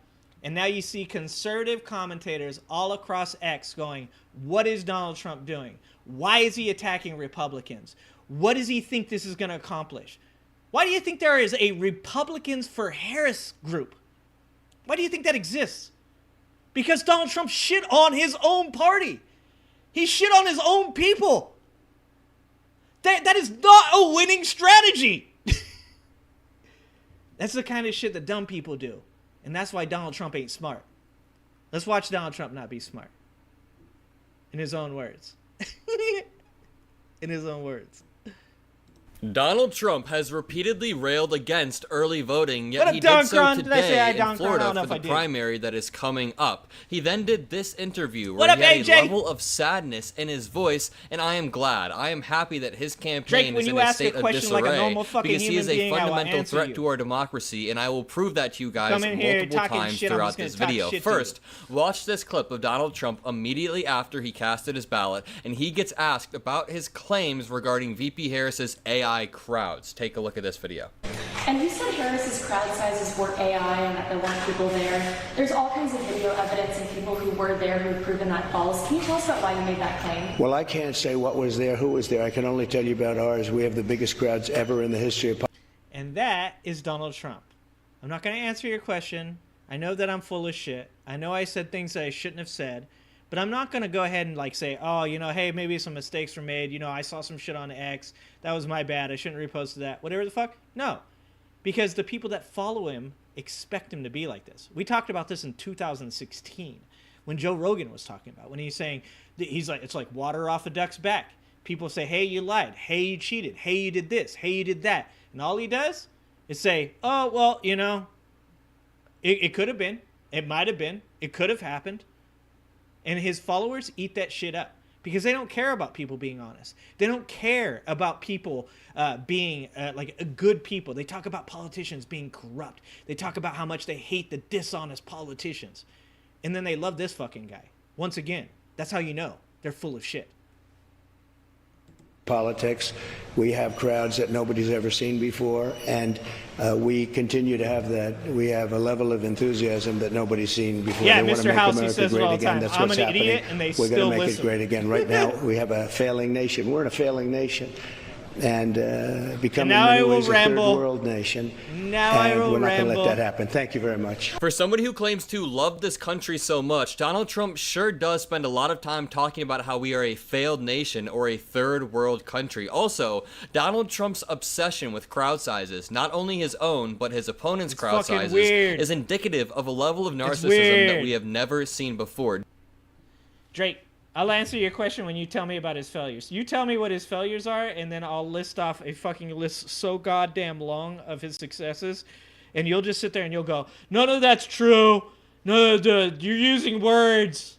But go ahead, like for sure. If you want to do this, we can do this. You list a failure, and I will list all of Joe Biden's successes. Genuinely, this man spends more time talking about crowd sizes than policies, and when VP Harris is beating him in crowd sizes, he makes up schizophrenic conspiracy theories about these crowds being photoshopped or AI generated. There's not a reflection. He has turned into a QAnon conspiracy theorist uncle who has a direct line into millions of other QAnon conspiracy theorist uncles. That is why he is so dangerous. He is a fundamental threat because every time he loses an election, he undermines the mail-in ballots. He undermines the male men, the male women. He undermines our elected officials. Yeah, he undermines his loses a court own case. ability He to undermines win. the judge, the jury, the judge's daughter. This article says, former President Trump on Wednesday cast his ballot in the Florida primary as part of the early voting window, even as he has pushed for one-day voting as a part of his re-election bid and cast doubt on the reliability of early voting. To add on top of that, Trump has voted by mail multiple times despite months of voter fraud claims.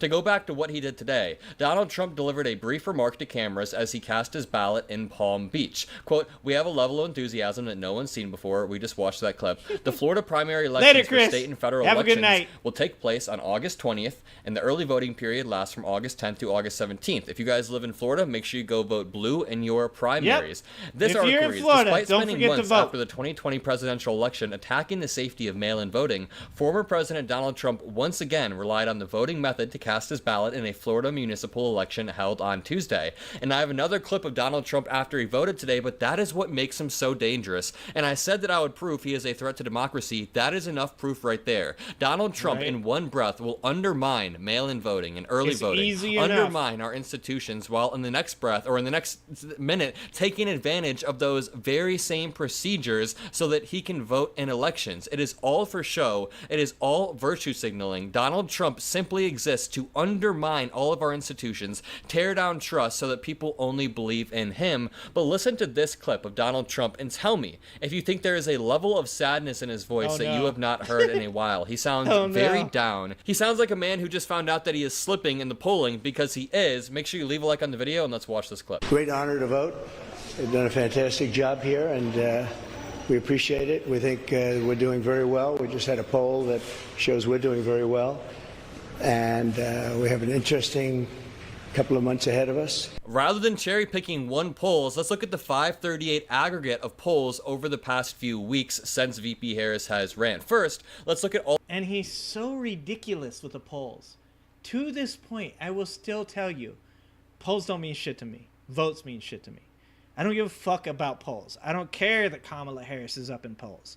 What matters to me is people voting. Polls are like, this is the crowd size thing. It's the polls thing. It's like this constant need to always be affirmed. He's a fucking narcissist. How can he vote? He's a convicted felon September 4th or whatever. He can vote. He can vote because the state of New York recognizes the state you come from's voting laws. So I believe it's in Florida that you can vote if the felony, I can't remember what it is, but it's something to do with your felony. I think if it's a non-violent felony, you can vote. So because New York recognizes Florida state's laws, Donald Trump can vote as a felon. Or is it the other way around? I think it's the other way around. It's in New York.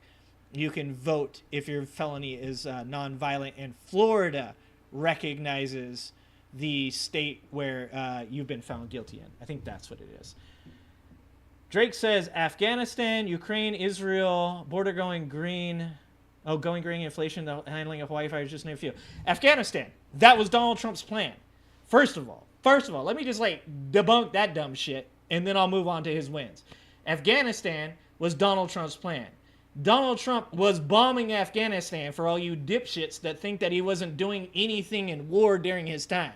Bombing the fuck out of Afghanistan. He negotiated with a terrorist organization. He drove the amount of troops in Afghanistan down to 2,500 people. Mark Milley, who is no fucking fan of Joe Biden, said that the withdrawal was a bad idea and it was Donald Trump's fault. Joe Biden, first of all, in Afghanistan, that was not his problem. Ukraine, I know what you're going to do with that, with all your conspiracy bullshit. So we ain't even talk about that. Ukraine is an ally. Ukraine is a border country that needs to be a part of NATO for America to be successful. I'm not even get into all the stupid fucking conspiracies you guys believe about that dumb shit. Israel, as far as Israel goes, I'm not huge on giving aid to Israel. I think at this point we probably should have pulled out of giving aid to Israel. But they are our ally. We do have contracts on the world stage with other countries. We have to be able to have financial benefits from places like Israel. We have to have alliances for defense with places like Israel. So even though I disagree with what's going on in Israel, I do not disagree with the fact that America has to be a part of that because of contractual obligations that we have made with Israel. As far as the border goes, Joe Biden is on pace to deport as many, if not more people than Donald Trump ever did. Joe Biden had introduced one of the best pieces of border legislation through Senator James Lankford that the Republicans could ever hope to fucking have in their entire life. And I know you've never read it, so let me help you out. That means no amnesty. That means no letting people in the country that come through caravans and mass releases. That means having actual technology on the border to help with fentanyl. There is 15 fucking things that were conservative wet dreams, and Donald Trump had them all canceled. So once again, not Joe Biden. Going green, Green energy is literally the next industrial revolution. I get it. You guys want to live in 1950. You want to like go back to women when women couldn't leave divorces. You want to go back to when, you could slap your wife around and she would have to stay in the kitchen and raise your kids. But the rest of us don't. The economy, the next industrial evolution is green energy and AI. And the Infrastructure Act, the Inflation Reduction Act, both of those things put massive amount of people to work and put massive amounts of money back in the economy. Inflation, you don't understand how inflation works if you think that's Joe Biden's fault, so I'm not even going to go off on that. I bet you think that groceries, energy, and rent are part of inflation. The handling of the Hawaii fires. Literally, the people of fucking Hawaii are happy with it. Do you understand how FEMA works? I bet you think that the people in Hawaii only got a $700 a check. That's it. I bet that's what you think. I bet money that's what you think. But let's get to the shit that I know. Let's get to the shit I know. What up, Jeremy? Let's talk about Joe Biden and Joe Biden's wins. Let's talk about the Inflation Reduction Act. Let's talk about the fact that it had investments into green energy and AI, which are the next industrial revolution. Let's talk about that it put Americans to work. Let's talk about the Infrastructure Act and the Inflation Reduction Act, which put so many people to work that we have historical levels of employment and historical levels of unemployment. Let's talk about inflation. Let's talk about in July how it was down to 2.9%. Let's talk about the fact that because of the unemployment numbers and the inflation numbers, we're looking at cuts in interest rates in September. The ability that Kamala Harris is running on one of Joe Biden's policies, and that is to put 100 million new houses into America, to make access to grants for first-time buyers, something that we haven't seen in fucking forever since the last Democratic president. Let's talk about that. Let's talk about the CHIPS and Science Act and bringing semiconductor production back to America. Let's talk about the 500,000 good-paying jobs that semiconductor production is going to happen for us. Let's talk about the fact that we grow the AI engineers right here in America. In fact, other countries send their people here to be educated in our colleges, and then those AI engineers go back to their countries. Let's talk about the fact that we are now building facilities here in America for those people to work. Let's talk about the fact that Joe Biden has $1.6 trillion that he has brought back into our economy. Let's talk about the Infrastructure Act and the Inflation Reduction Act doing that. Let's talk about the Inflation Reduction Act, how it fucking dropped prices on drugs for old people. In fact, it dropped insulin down to $35 for the elderly. Let's talk about any of those things. Let's talk about college debt relief. Let's talk about how many Americans that were under the fucking thumb of college debt relief now don't have it. Let's talk about how that affects the economy. Let's talk about inflation. Let's talk about how you fight inflation by doing things like forgiving college debt so people have money in their bank accounts that they want to spend, that they're not spending on fucking predatory loans. How much further would you like me to go? Because I can do this all fucking night. Let's talk about the PACT Act. Let's talk about the fucking first real bipartisan gun legislation in 30 years. What would you like to talk about? We can talk about all that shit. And I can do it for days. And I know you can't.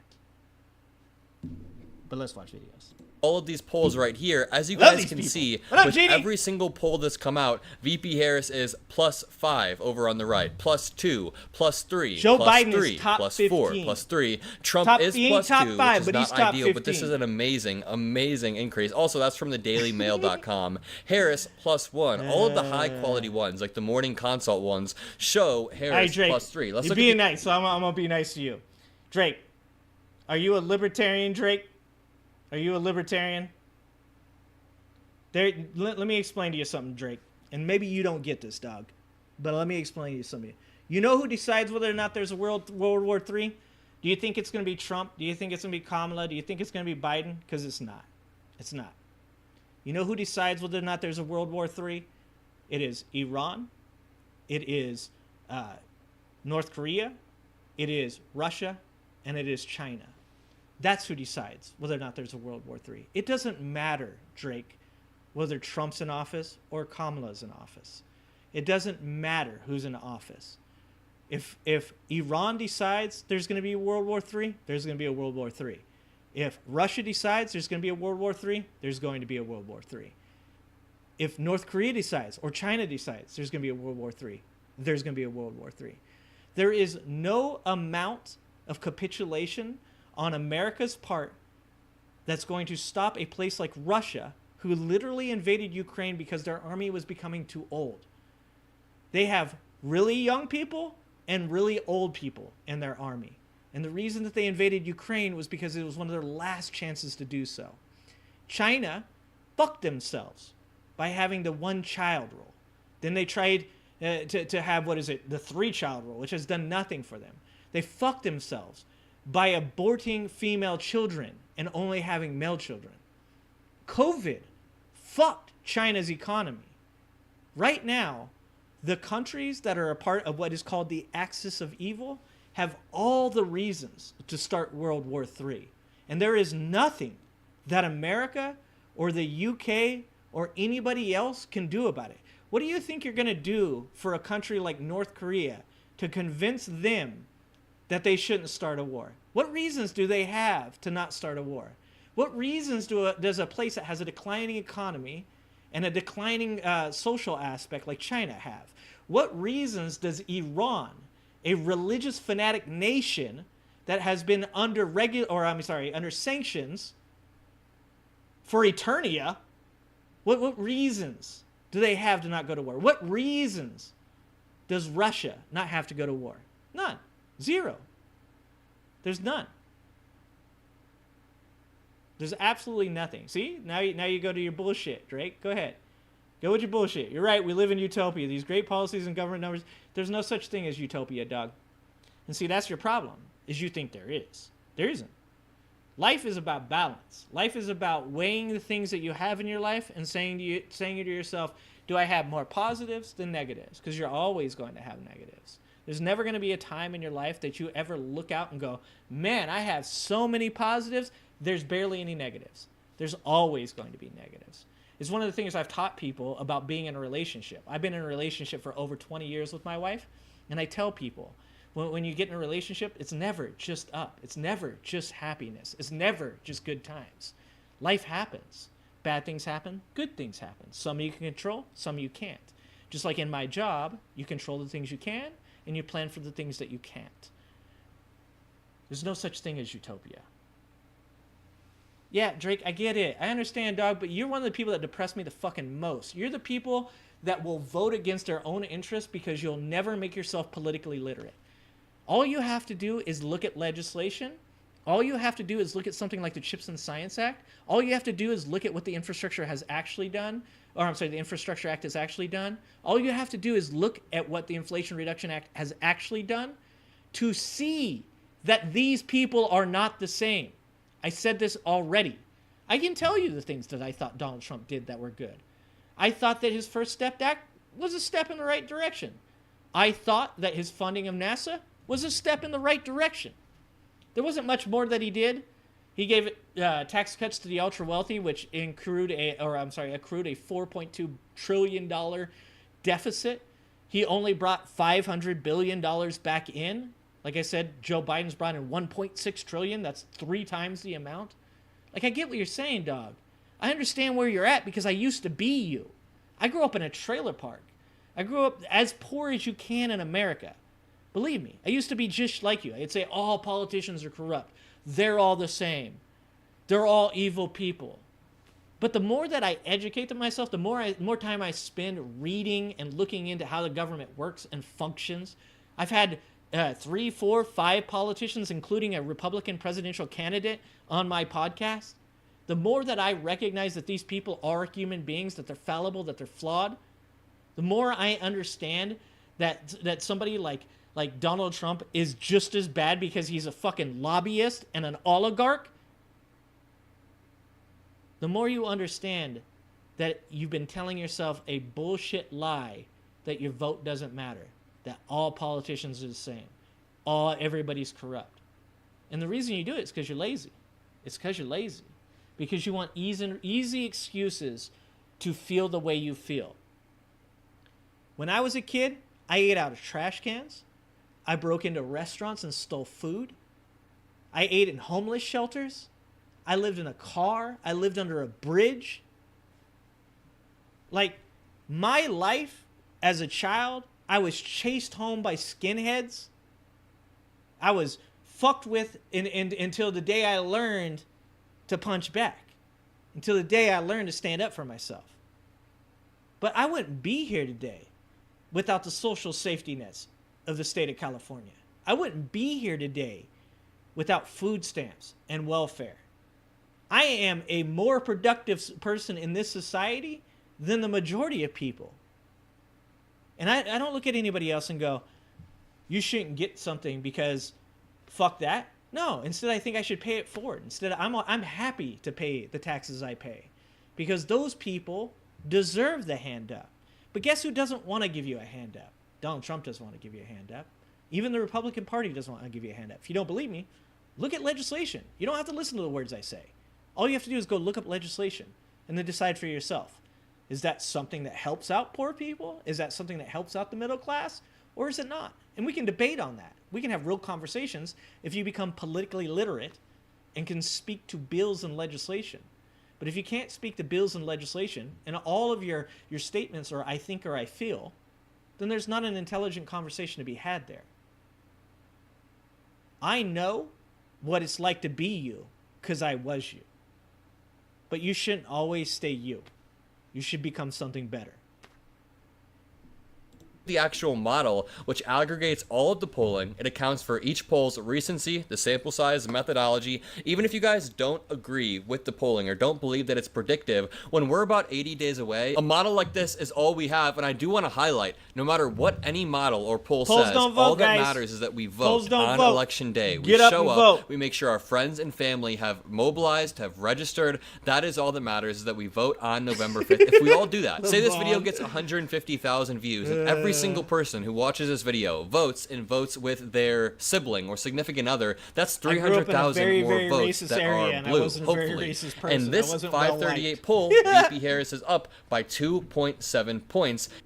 I grew up in my formative years. I grew up all over California. I grew up in the worst parts of California. I grew up in San Bernardino, El Centro, Trolley. I spent some time in Slab City, which is a old military installation in Nyland where people with warrants hide out from the cops. Yuba City, I lived in all the shittiest places. But my formative years I spent in Bakersfield, California. That's where I grew up for the most part. Bakersfield, California is where Oildale, California is, which is still one of the most racist places.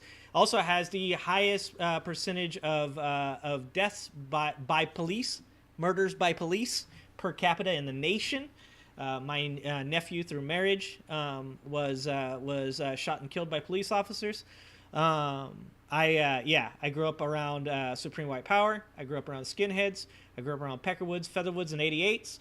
I grew up around Nazi lowriders, which is a real thing. When dipshits say things like there's no Mexicans that are skinheads, look up Nazi lowriders.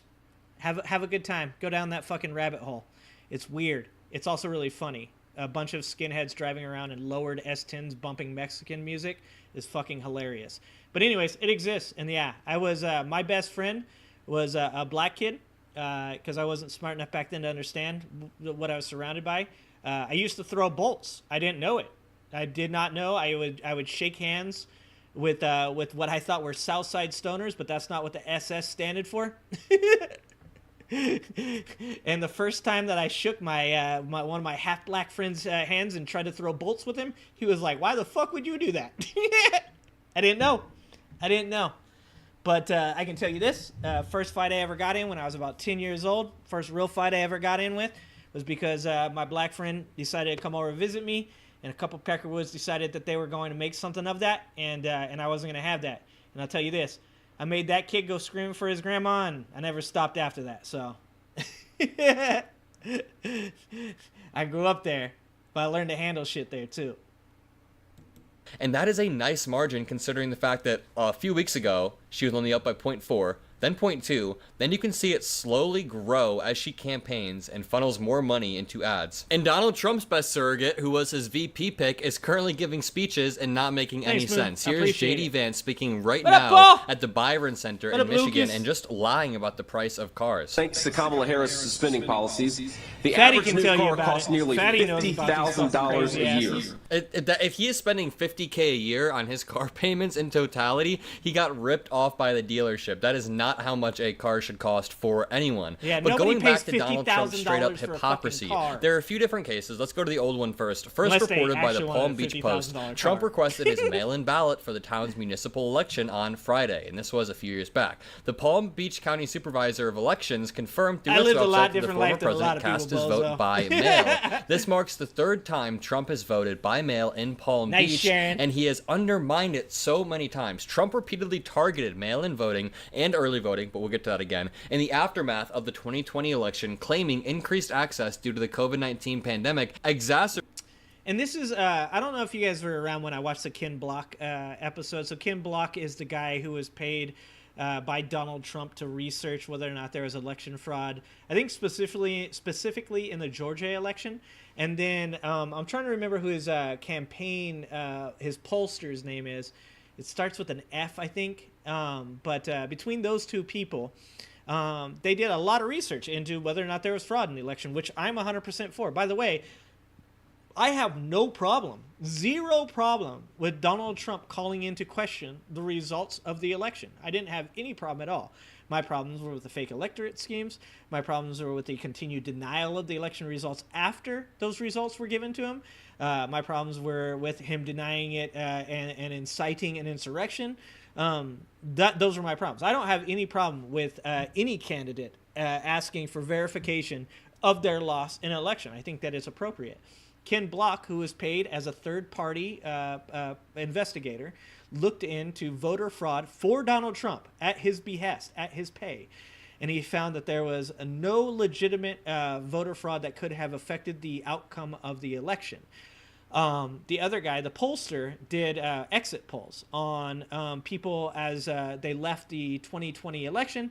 And what they both came to find was that more voters that were Republican that voted in 2016 for Donald Trump did not vote in 2020 for Donald Trump.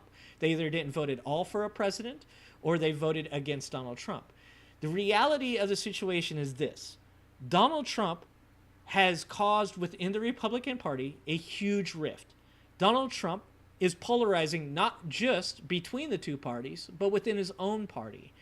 And the reality is that Donald Trump told people, don't vote by mail. Don't do these other things that you know, like he shot himself in the foot. Donald Trump is Donald Trump's own worst enemy. Donald Trump is the reason Donald Trump won it or lost in 2020. He's the type of dude that doesn't understand that the more he talks, the worse the shit he is, it gets. The worse the shit he's in gets.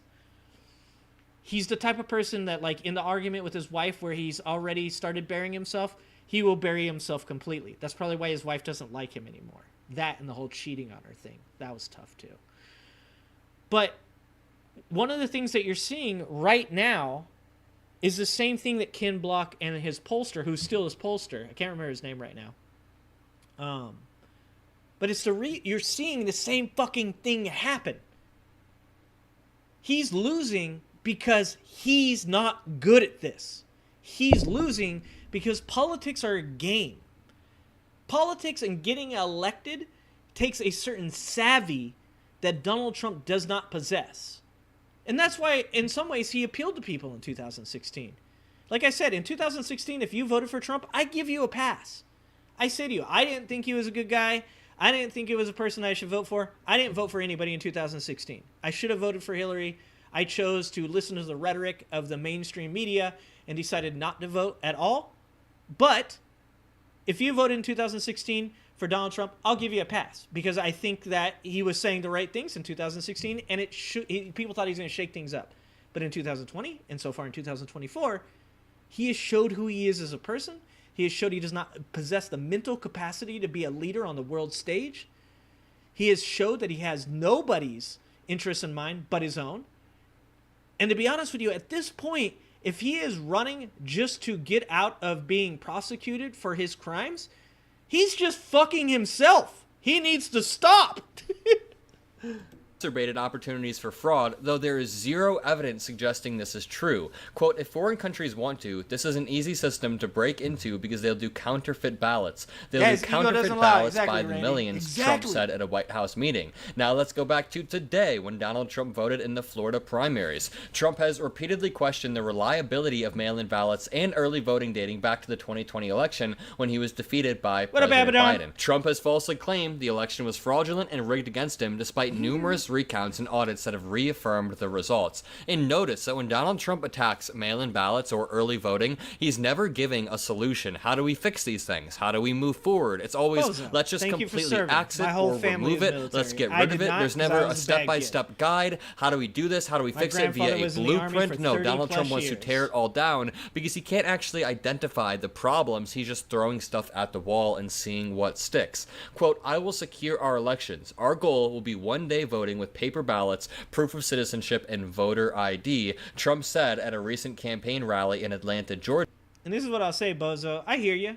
Like in 2016, like that's how I felt. But if I can give you any advice, I'm not on here to tell people who to vote for.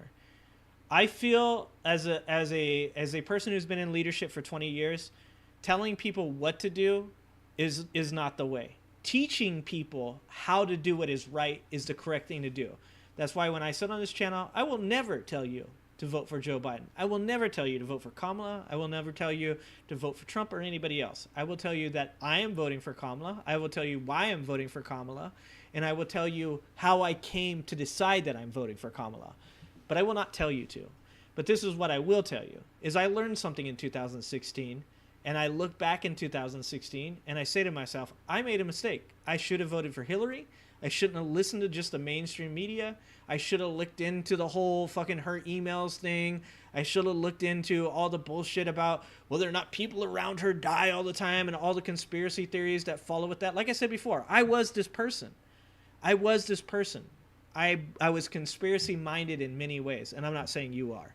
I'm just saying that's what I was saying to that Drake fellow just a little bit ago. What I would tell you is that Kamala Harris, the more that I've looked into Kamala, the more I've decided that she is a very progressive candidate. She's not fucking communist. She's barely left. She's not left of Bernie. That's fucking insane. But she is progressive. Okay, let me say it this way. Kamala Harris is not a progressive candidate, but Kamala Harris has progressive policies. And you should look into her time as an attorney general. You should look into her time as the district attorney of California. You should look into the lawsuits that she brought against Comcast and Corinthian College, the lawsuits that she brought against Chase, and how she did fight for everyday people. So you should look into all the bullshit surrounding how they say that she prosecuted 1,500 people and put them in prison, which she did not. Out of all of the arrests that happened under Kamala Harris's time in San Francisco as the DA, which is something like 1,967 over, I think, 7 years or something like that, 45 people went to prison. All of those people had, like, they were dealers or they were doing something else. None of those people were just pot convictions. The vast majority of people that were arrested over pot convictions in San Francisco during that time never did any time at all. In fact, she created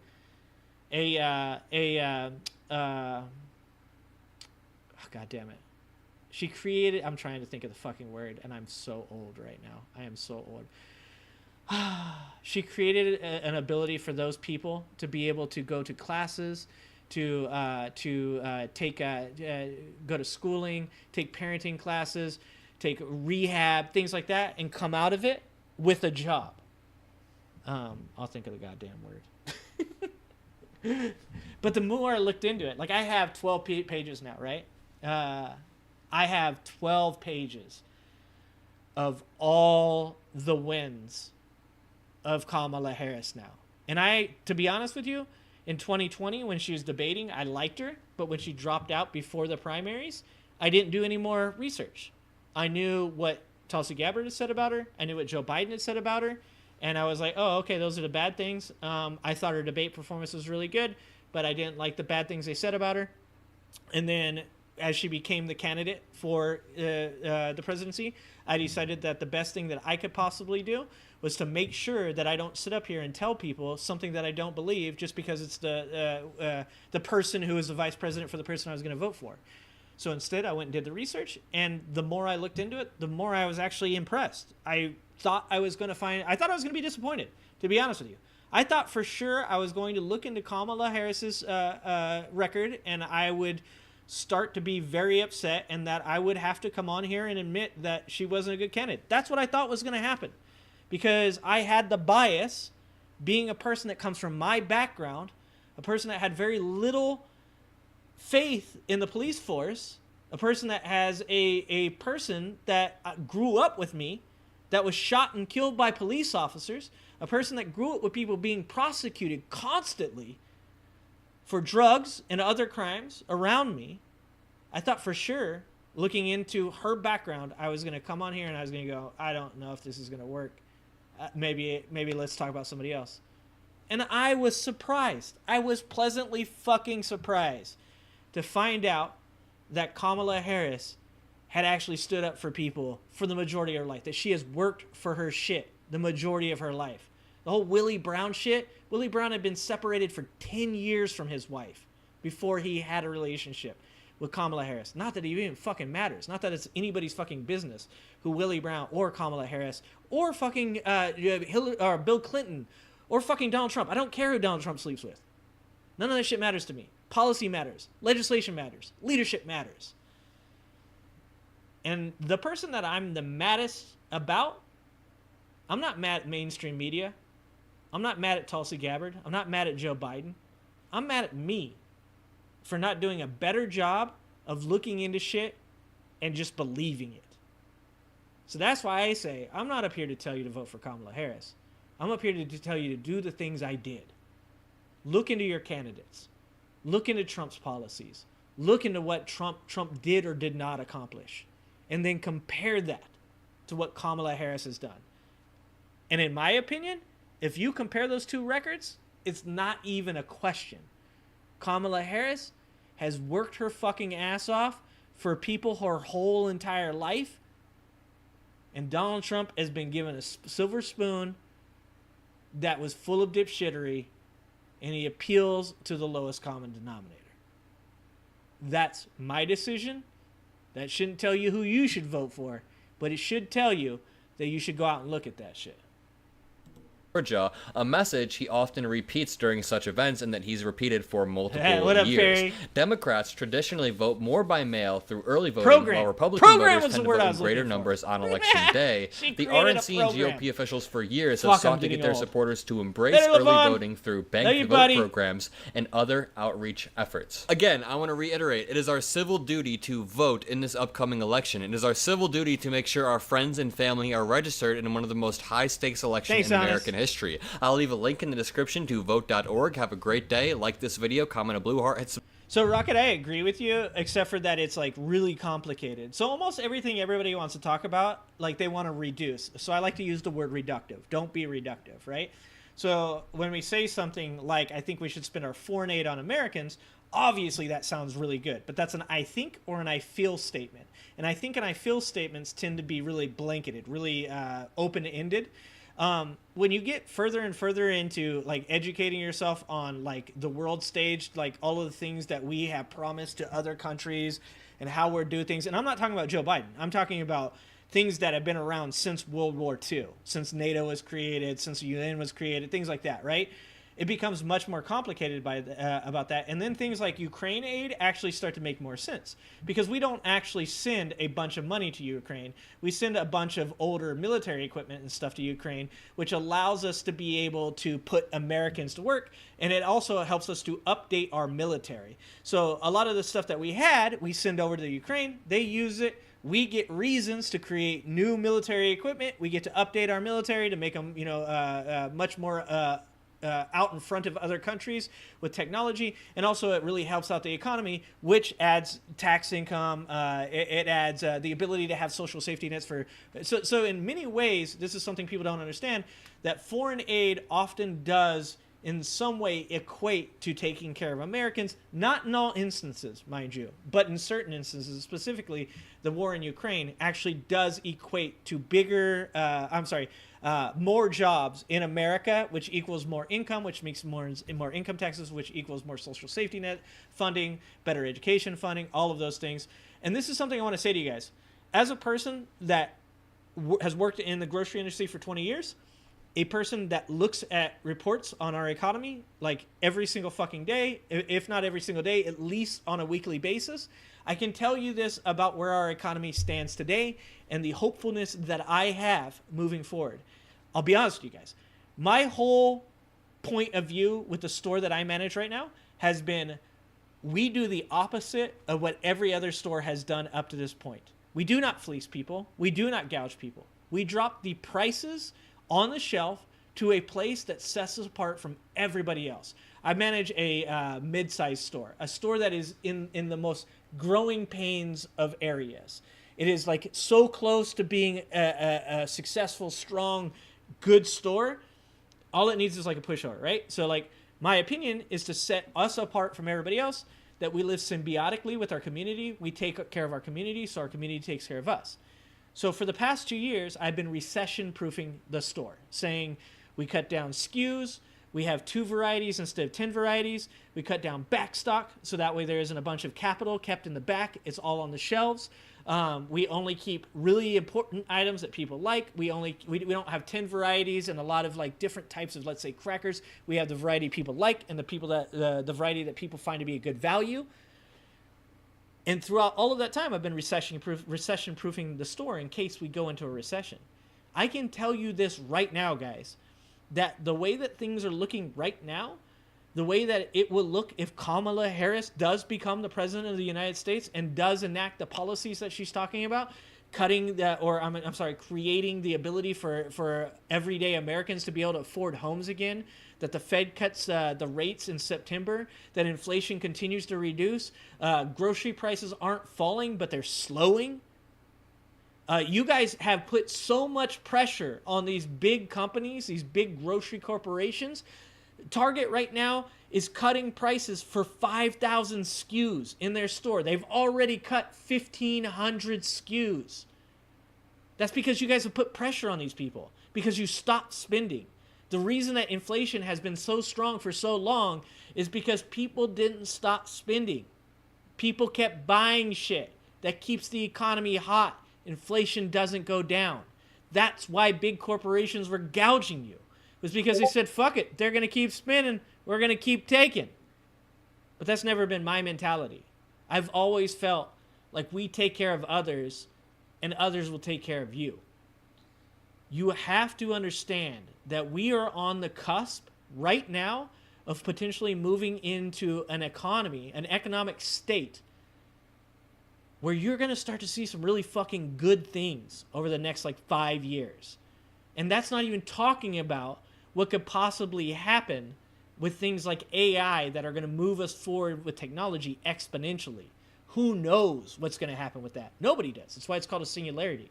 It's because none of us know where technology could go if AI starts doing its thing. But what I can tell you, because I know this, because this is what I work with, because this is what I've been successful at, and I am very successful at what I do, is that right now, when we talk about groceries, when we talk about rent, energy is a little bit different for me. I'm still a little bit on energy. I don't know where we're at with energy, and if there's anything I'm pushing for legislative-wise in California, it's to put pressure on people like PG&E, because fuck PG&E.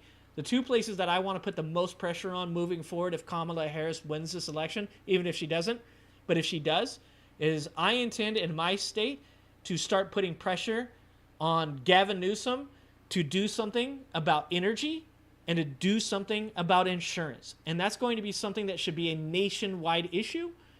So everybody else should start to concentrate on that as well. But when we talk about grocery prices, when we talk about rent, when we talk about your ability to buy a home, all of those things are looking up, guys.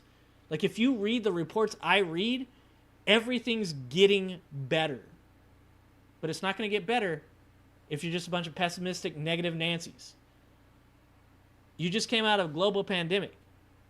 Do you think the people that came out of the Great Depression, do you think when they came out of the Great Depression, they're like, it's been a year, when is this going to end? They probably were, actually. But that's not how global pandemics are handled. Like, we are a fast food society. We want our gratification today. We don't experience adversity anymore. We live in the safest times we've ever lived before. So when anything happens to us to cause us any inconvenience, we get upset. We get mad. When your fucking internet lags, you get mad. When you're at a stoplight for too long, you get mad. When you go to McDonald's and they didn't put your cheeseburger in the bag, you get mad. These are all things that in the fucking 1930s, you might have been mad, but that was life.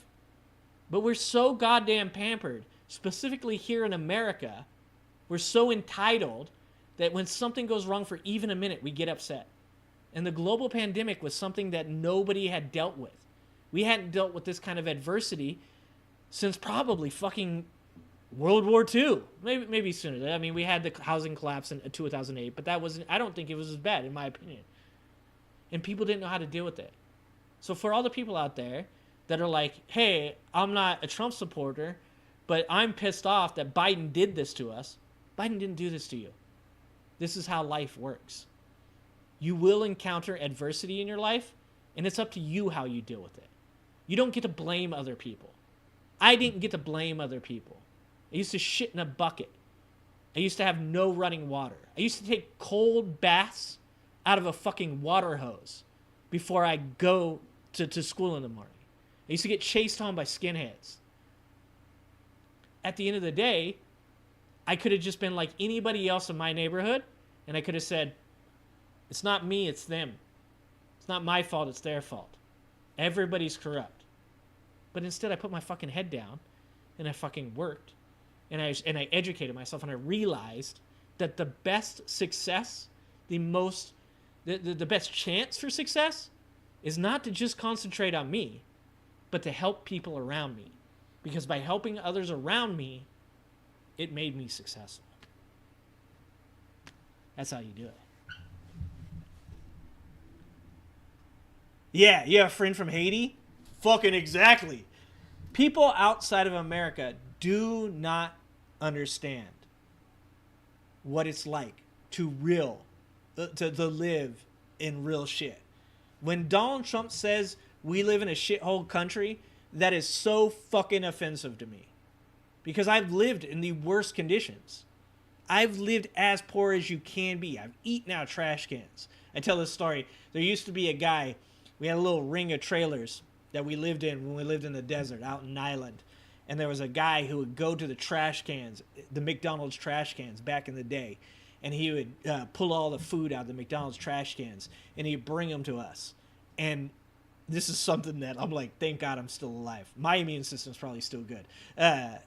He used to bring fish fillets out of the trash. Ever going to buy a house in this economy?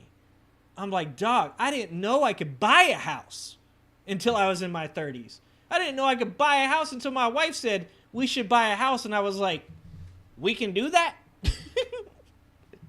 Is that possible? Like how much money I need?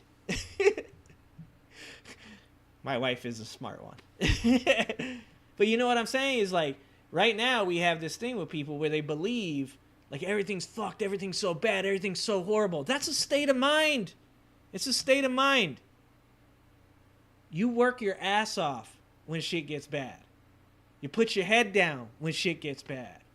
I looked at the owners of the business that I work for and I said, what we're about to go through is going to be fucking tough. You might not make any fucking money. It's time to tighten the belt. It's time to batten down the hatches. And it's time to fucking weather the storm. Because on the other side of pain is glory. That's what you gotta do. Check out Demon Mama. I've heard of Demon Mama. I don't watch a lot of this stuff, but I like Taylor Swift. Alright. I know you guys are tired of hearing me rant. So let's watch another video. I don't even know how long I've been up here. I've been ranting so goddamn long. You guys are my wife's pressure valve. She doesn't have to hear me talk about all kinds of crazy shit or rant about a bunch of crazy shit because I talk to you guys instead. All right. So let's check out some other stuff. Where are we at? Yeah, we still got a little bit of time. We're still good. Let's watch some funny shit since I just sat up here and ranted about how people need to get their shit together. This guy, this is my favorite dude. I'm going to just link this guy before. I'm going to link him before. I'm going to link after. Please do me a favor, guys. If you enjoy my channel, if you like what I do here, if you support me, please support this guy. This guy needs more subscribers. This guy, we need to elevate voices like this man's voice. This guy right here deserves to have 1 million followers, 10 million followers. We have such assholes, such morons, such fucksticks that get elevated because they say the dumbest shit in the world, and people love the idiocracy. We got Kardashians. We got Glenn Beck. This dude is fucking funny. Please support him. Please go to his channel. Episode of Trump Whisperer, translating stupid. Today we head back to Planet Cray Cray, to the small Isle of Foe. Now, if you haven't watched the last 2 videos, I left a little Easter egg there for you. If you haven't figured it out yet, you should have. The MAGA million idiots live on pho, and their king Dipshit, lives on foal. It literally means they done fucked around and found out that Kamala Harris is in that ass, and they don't know what to do.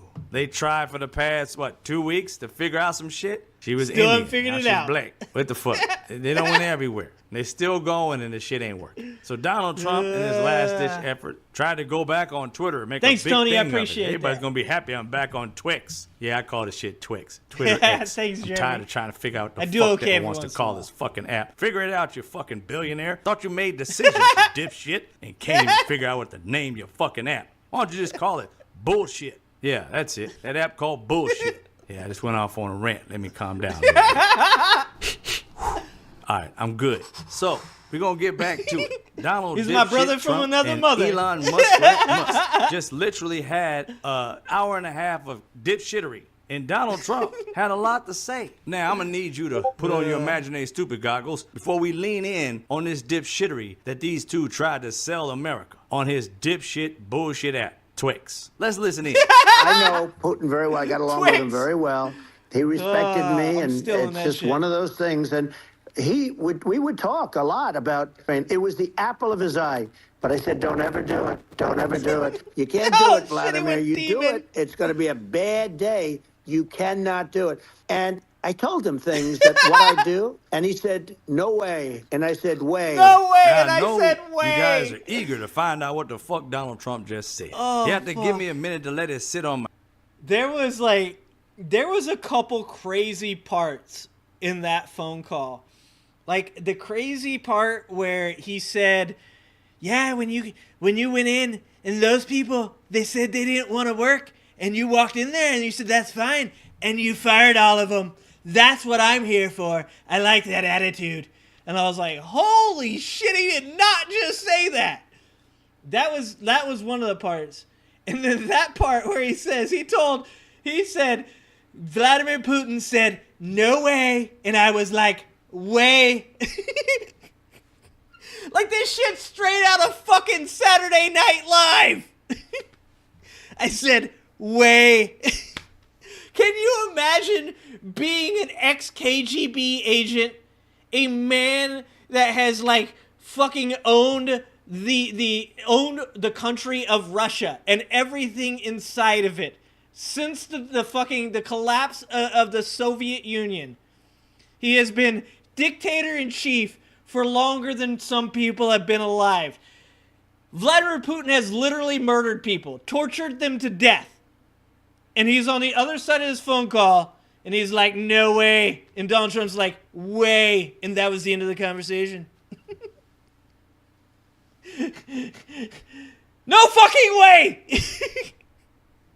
It didn't happen. So I can be able to extract the bullshit out of this. Oh, fuck. All right, I'm ready. We what definitely have Donald Twix Trump in the US. just said was... Something's wrong. What up, Nancy? I must be slipping. Out of condition. Sloppy. I gotta exercise. Strengthen my sinews. His whole team is like, And you guys he are hates fucking all hearing things. I said, yeah, single we are a everythings. list, bitch. That's what we're hearing. Exactly. We're hearing a list, you Oh, dipshit. fuck. How the hell is not a list? This man is spitting all over the damn camera. Mike Tyson must have been like, something wrong with this motherfucker. I don't know what's wrong with him. It's fucking ludicrous. I must be spitting. Wake your tongue up, bitch. Tongue done fell asleep. What the hell you take to make your tongue fall asleep in mid-sentence? Every third vowel, his tongue would fall the fuck asleep. Lisping with letters that don't even lisp. Lisping W's and shit. Elon musty ass was out here literally trying to be a reporter. Wasn't as easy as you thought it was it? All late and shit. It was the most awkward conversation. Like, this is why... Okay, so I get what Elon was trying to do. He's trying to be Joe Rogan, right? Like, he was like, Joe Rogan back in the day, Joe Rogan used to have these 3-hour conversations, and I need to bring that back. I'm going to be the person that brings back the 3-hour conversation a la Joe Rogan. Except for, there's a big difference. If there's one thing about Joe Rogan, he most of the time just sits there and he doesn't say much, and then he asks dumbass questions. And those dumbass questions appeal to other dumbasses. Sometimes those dumbasses are me. Like when a physicist is talking about quantum mechanics, and I'm like sitting there going, oh, fuck, what is he talking about? Joe Rogan goes, hold on, can I ask you a question? What are you talking about? And I'm like, hey, good job, brother. Mind you, Joe Rogan doesn't do that anymore, and that's why we're not friends anymore. Elon thought he was going to do that shit. But Elon Musk is an awkward motherfucker. He does not speak in any way that is consistent. It doesn't flow. He's fucking weird. He's weird, okay? I'm sorry. But he should have fucking had Linda Yakamoto, or whatever her name is, conduct the goddamn interview. He should have Cat Turd do it. I've never heard Cat Turd speak. Cat Turd could have done a better fucking job. It was the weirdest conversation to have Elon, I have no fucking ability to string together one fucking sentence, and Donald lisping when he's never had a lisp before, fucking Donald Trump. It was weird, it was awkward, and he rambled for like half an hour about how good his ear healed. It was the worst conversation I have ever heard. And I've literally heard Joe Rogan talk to 2 or 3 of his buddies after like half a fucking bottle of whiskey and like an ounce of weed, okay? And it was still worse than that shit. God damn, you should have fired yourself because you was late. Anybody else show up to work 40 minutes late, you trying fucking to weird. fire them. You should have just fired yourself. And they're already being sued, and yeah. Donald Trump asked for money. This fool rich. And literally, do I get paid for this? No, fool. Do it like everybody else does. Have your audience stuttering like a motherfucker, to listen Nancy. to you. Oh, they ain't doing it no more, huh? They done ran out of money, huh? You don't drain them bitches, huh? At all, Moon. All right, I had enough. Right, honest? I got shit to do. But thanks for the laughter. Now I'm going to need you to take off your imaginary stupid goggles before you shit yourself. Oh, my God, that's amazing. He is Oh, so my amazing. God, man. What is wrong with this man? What the fuck happened, Donald Trump? You forget to swallow? Oh! This motherfucker had all kind of shit in his mouth. He was storing spit in his cheeks. He looks like he's having such a good time. Oh, God. I was like, I know Mike Tyson was sitting there like, what the fuck he saying? What the fuck he just said? That was ludicrous. That's ludicrous. I don't know what the hell that was. Speaking with a lisp, I mean a strong lisp. And I'm like, what kind of drug you got to take that make your mouth go to sleep, man? In mid-sentences, your mouth taking dirt naps. This man's tongue was falling asleep on every third vowel. What the fuck was wrong with that? This shit was dying and coming back to life like Jesus. Oh, can't say that because they really think he is Jesus. Yep. Yeah. There's that moment. I don't know you guys. I don't know how many of you guys have ever streamed in your life. I don't know how many of you guys have ever streamed during these unprecedented times. Isn't that what you say during COVID? These unprecedented times. But I can tell you, there are times where you say something and then you're like, oh shit. Fuck. Don't believe that, MAGA supporters. Christ. These motherfuckers will believe that. There are times where that shit happens. Here you go. That is who this is. So sometimes people have Vance says Vance fucks couches. We all know that, and they can't prove that he doesn't. Okay, that's why I keep telling people is you can't prove he didn't fuck that couch. Tiki, you were asking. So sometimes people don't see it when I put it in chat. Tiki, there you go. Say no to crack, kids. Say no to crack. You screamed. That is his channel. Please go like this guy's videos. Please give this guy more subscribers. Please leave my channel right now. Go over there, like one of his videos, subscribe to his channel, then please come back. Please do come back. But help this man out. He deserves 1 million, 10 million subscribers. We should have voices like this everywhere. Like, I'm glad Jon Stewart came back to the Daily Show, but we need more Jon Stewarts. We need more Jon Stewarts, and we need less Laura Loomers. We need more George Carlins, and we need less J.K. Rowlings. We need more straight facts, no chasers, and we need less Charlie Kirks. We need people that are funny, that are intelligent, and that can like really actually reach good people. That's what we need to encourage, because good people support good people. Let's watch this shit, because I saw this and I was like, who's going in on Luke? I'll tell you this right now. I'd fight somebody for Luke Beasley. Luke Beasley, if you're out there, Luke Beasley, if you ever watch this video, let me let you know this right now. If you need me to, give me a call, dog. I'm 44 and I can't, if I break my hip, it's over. They put me down if I break my hip, but I'm willing to take that chance. I haven't been a fight in 20 years, but I kicked that kid's ass, okay? We were both kids, by the way. It wasn't just like beating up children. A hit piece about yours truly. A Trump supporter. Oh God, no! Has he crafted a documentary. What's up with I don't say docu-series. I hope it's not a series. A documentary about me, or a video. Nix? And I'm gonna play it for you. But for context, you don't know George we're gonna go Carlin through a few different attacks from Trump supporters as of late against me. I just recently gave access to my colleague and producer Jada to my Twitter DM. Because what started to happen was the angry ones, but shit about conservatives. The rude ones caused me to not really like checking too much my Twitter DMs, and thus I would miss important things.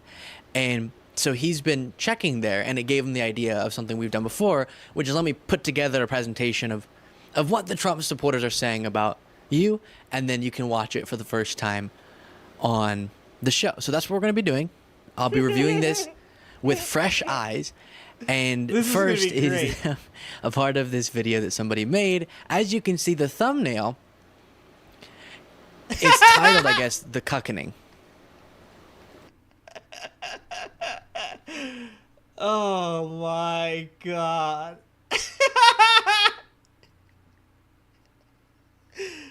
It's like so lowbrow and fucking moronic that you're laughing at the dipshit that made it. And let me be clear, Nixie. Let me be clear with you. George Carlin, the reason George Carlin sits at the top of my trinity is because George Carlin represents the very values that I agree with. And that's when I say that I will not take purity testing from the left and I will not take purity testing from the right. That is the most George Carlin thing I can tell you. And that is George Carlin 100% would have supported LGBT rights.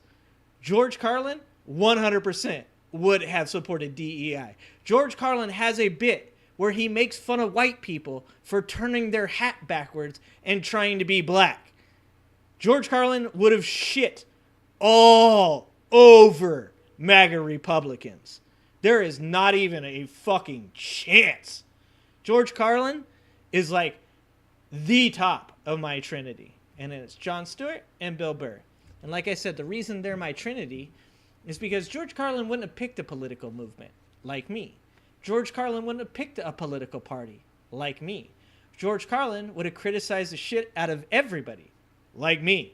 George Carlin would have supported the things that he believed personally, not because he joined a party like me. The idea that George Carlin would ever support anything that MAGA Republicans are doing right now is fucking insane. George Carlin was woke, as woke can be. I disagreed with George Carlin's bit on turning your hat backwards. He said, you're not cool, motherfucker. You're not even chilly. George Carlin was talking about cultural appropriation. and I don't agree with the cultural appropriation argument. Maybe back in George Carlin's day is a little bit different, but I grew up with black dudes that would braid white girls' hairs, right? Like, so where I come from, a white girl having cornrows, like that was dope. Like, you were part of the community. Like, my dude Tyrone would do that shit for you. His sister Coquina would do that shit for you. You know, like, I would have disagreed with George Carlin on that. He was literally more woke than I am. So that's very highbrow. And we're going to try, I don't know if it'll pop up when I click play on this, but we're going to try not to give this guy's name because that would be exactly what he wants. That you should be diverse. Hello. And he'd shit on you if you said it shouldn't be. Here I present to you Luke Beasley, the kid with the weakest, frailest, limp arm. This is exactly why I wanted to watch this.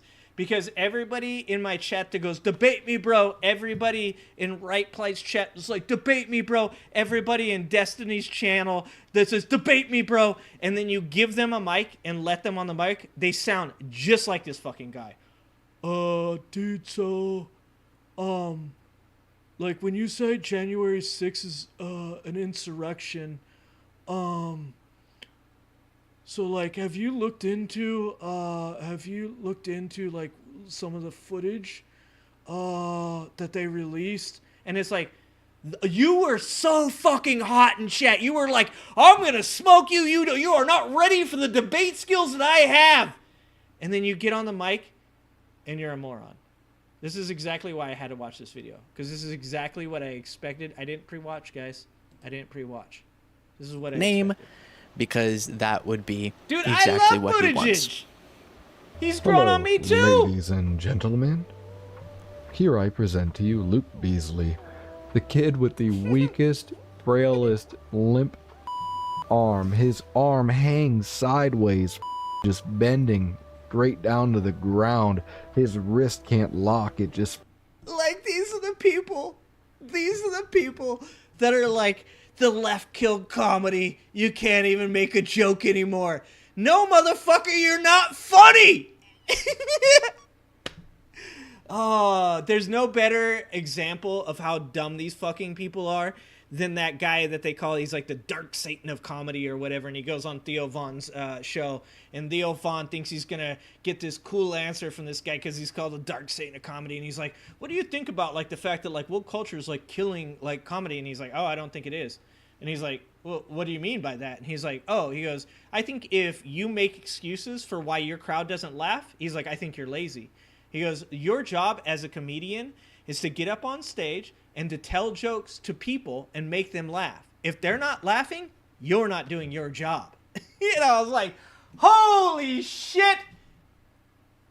God, that was good. I should bring up that clip. That clip was fucking amazing.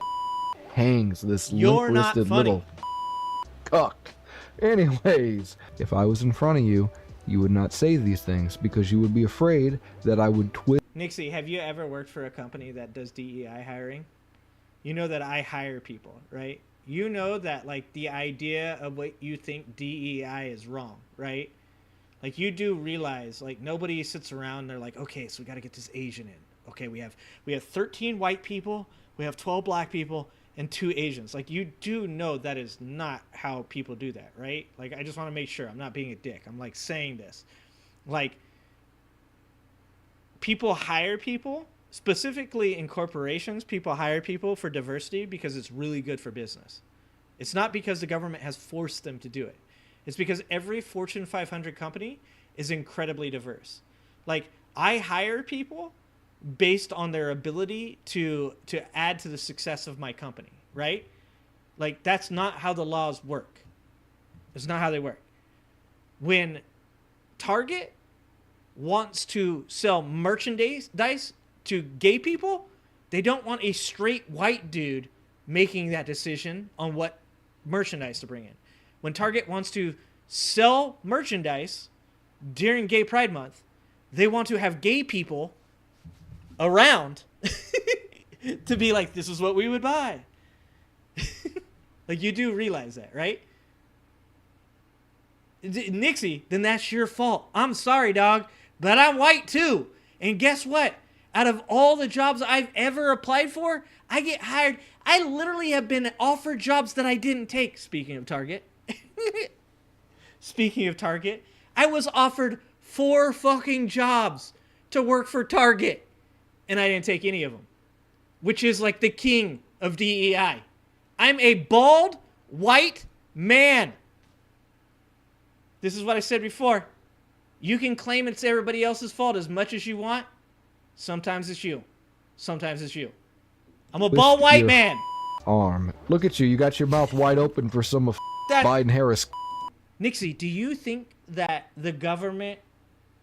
Why do you think the government has DEI policies? Do you think it's because they actually believe that, like, helping people out and being humane is good? Or do you think that the government has DEI policies because they know it is the most socio-economic thing to do?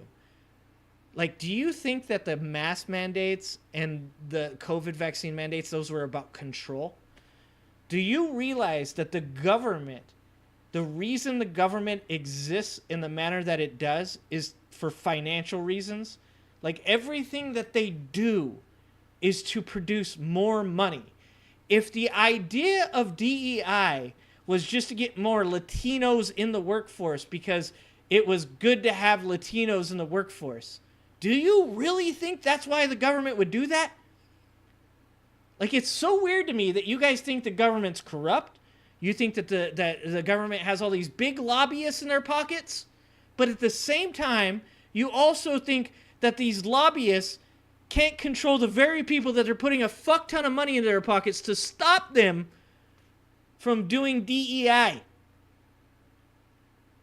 This is the weakness in your guys' your logic. The weakness in your logic is you think the government does things to control you, or they're doing things for woke reasons. The government does things for financial reasons. DEI is financially incentivized because it's good for the economy. DEI is good because marginalized communities are overrepresented below the poverty line, and people below the poverty line are actually a burden on society. And I mean that in the most woke way possible. Are you a fan of Steven Pinker, Nixie? If you're not, you need to read a Steven Pinker book. I need you to read a Steven Pinker book, Nixie. No, that's not why. Remember, everything's rigged, Nixie. Everything's rigged. Alrighty, everybody, and let's just scroll really fast. Wow, I'm a bank bootlicker. account. Awesome. So first, I'm a bootlicker. I'm a bootlicker. Apparently, I have limp wrists, and that's an insult. So that's interesting. And exactly, Ross. That's what they do. Okay, I guess that's it. That's sort of the thesis so far. Exactly, Ross. Hello, ladies. Oh no, and I started over. Nobody wants to hear that again. Let's go from here. Alrighty, everybody, and let's just scroll really fast. Wow, fake account, fake account, fake account, fake account, fake account. This is fake account. This is fake what account, I get fake from account, people in my chat. Fake account. This is who fake I'm arguing account. all the time. So I guess he's calling every account from a commenter that doesn't have a profile photo fake. As if I love it. The point he's trying to make is I have an audience of fake accounts, but a bunch of you out there who are watching right now probably don't have profile photos. Go ahead, just to really trigger this guy if he comes across this, comment right now if you don't have a profile photo that you're a real person, okay? Because he thinks if you don't have a profile photo, you're a fake account that I guess I've paid for or something. Boot. Fake account. I'm not really fake a cake account, person. Fake account. Fake account. Fake account. Fake account. Exactly, fake Michelle. Account. That's fake account. Fake account. Fake account. Holy. So that's the problem, Michelle, and that's why we're watching this video, actually. So thank you for bringing that up. Conspiracy theory is a lot of people's belief systems anymore. It's like a new religion. I'm actually writing a book on that, Michelle. It's called Conspiracy Illness, and it is how the big pharma anti-vax left found common cause with the MAGA right.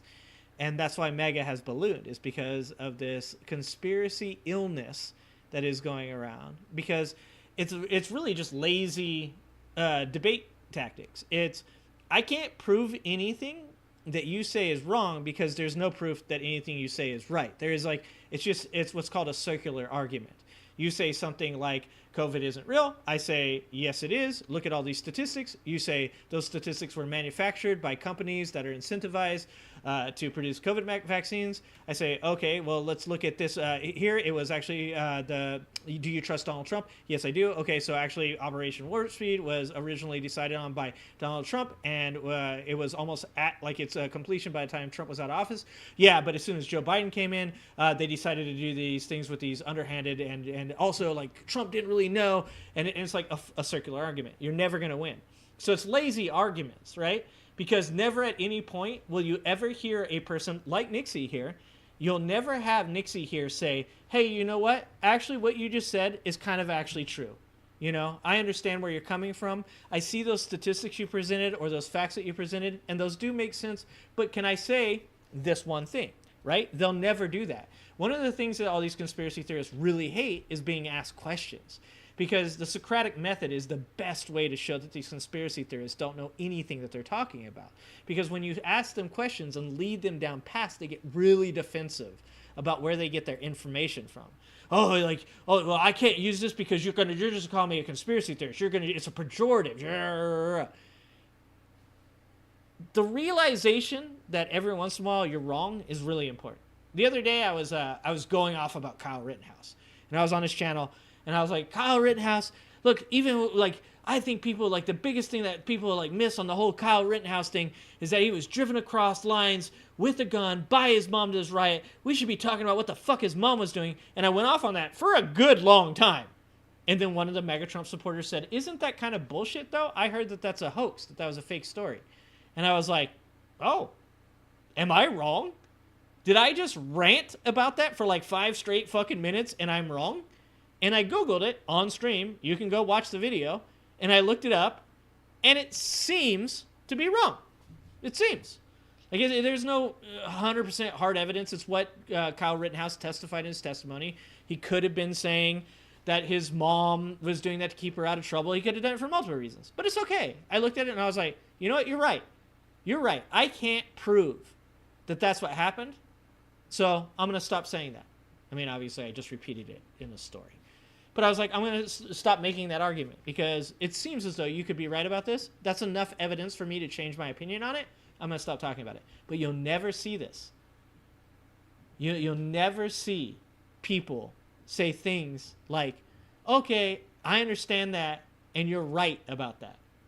They might say, sure, you might be. They might say, well, yeah, maybe. But they'll never say, I agree with that. This doesn't stop. Fake. Look at all these fake accounts, bro. I don't think he knows what a fake account is. Those are just people who don't publish on YouTube and don't have a profile photo. Again, comment if that describes you. Wow. I don't know. Nixie, Kyle Rittenhouse is not my... hit I know y'all get like real deep in all this shit. I do not. Moving forward. Kyle Rittenhouse is not my Jane just really coming in aggressively with these. So somebody said when that shit happened, and their pronouns are bro/bro. I have not investigated the Kyle Rittenhouse investigation. What's it like being a liberal P-word that gets no chicks? And then I guess around 5 hours later, I was still on their mind, and so they sent another DM saying liberal virgin. Hold on, I gotta go back a little bit. Okay. Are you pronouns are bro/bro? Oh my account is. Those are just people who don't publish on YouTube and don't have a profile photo. Yeah, again, comment if that describes you. Wow. I've been hit where it hurts. Moving forward. Oh my gosh, Jaden just really coming in aggressively with these. So somebody said, and their pronouns are bro/bruv. Bruv. Oh my god. What's it like British, being right? a liberal P-word that gets no chicks? And then I guess around 5 hours later, I was still on their mind, and so they sent another DM saying liberal virgin. Okay. Are you noticing? Kev, sorry, Don Jr. is the one that said we are becoming a shithole country. You are correct. I might have misspoke when I said that. I was about 30 minutes ago. You might be a little bit behind. when you hear this, Kev, it was Donald Jr. said we are becoming a shithole country. Thing already a pattern. The first guy and this person, very. Let me put it this way. How do I say this properly? They seem to levy Nancy, attacks. I think you are arguing with Ross about something from you guys agree a on. sexualized place Just looking at your rather often. your And two maybe they comments should just do some between soul you two. searching about why there's so much strife there for them. We are not a shithole country, Nixie. You've lost your fucking mind. What? Like I said, you don't we're even gonna know have to how blur I this grew one up. out. You've never Jaden, even experienced what the fuck we're I gonna blur this out, but it says We are nothing Democrats love like how getting I grew screwed up. by Biden. Nothing. And I guess it's and me that's not a shithole country. pictured in such a scenario. Then let's see, it's somebody here saying, responding to something I tweeted. Me responding to Lauren Boebert saying, no, we don't want Trump back. And this person said, why not? I'd love to chat and hear your thoughts. But you won't reply since you don't have a good reason, and it's all a charade. Clown. And then I guess a long time after that, Clown. so on May 6th, they're honestly being sort of polite. Hey, I'd love to chat to hear your thoughts. And then July 24th, day before Bro, my that's birthday, that's it. they say, you have to clown. You have to pick. That's the game. But they think that I won't reply. That's because there's so many. I hate to break your heart on this front, but there's a bunch of yous sending these sorts of messages, so it's kind of hard to respond to all of you. Bunch of angry Trump supporters, and maybe MAGA haters, you're not quite as special as you think you are. But the good reason I have for not... They're all so bad at it. That's the only reason I'm on X now. Because guys, I'm kind of a big deal. I have a comment with over 10,000 likes on it, guys. I'm kind of a big deal, all right? And the reason I'm on X is only because I see all these MAGA dipshits go on there and they think that they're like super smooth. They're like, man, oh, I am owning the left. I called them a clown. Somebody called me the N-word and the F-word today. That was amazing. That is super, super high class. They're the smartest people in the world. N-word and the F-word. Oh, it's great. So I've been going on there and replying and shitting on people. And it's been so much fun because it's actually, this is what I'm good at. I mean, I grew up around a bunch of dudes where we just literally would talk shit to each other. Like, when people talk about, like, the most racist shit I've ever heard was a black dude talking to another black dude. And I grew up around skinheads, okay? But that was because they would just say the most fucked up shit to each other. We have the thickest skin you can imagine growing up in a place like I grew up. Back in the day, actually, your mama jokes used to be so much more offensive. It used to hurt our feelings so much more. Now your mama jokes don't work so much. It's like everybody doesn't care about their mama anymore. It's really weird. But that's why I'm on there, is because of that shit. Like, watching, like going on there and fucking having insult wars with MAGA Republicans is probably actually, like, it's a bit of like a heroin addiction and I should stop. But I'm up to 10K. I'm up to 10K on one of my comments. It's fucking amazing. Not wanting Trump back is because last time he was president, he tried to block the peaceful transfer of power, which is one of the worst things you can do as a sitting president.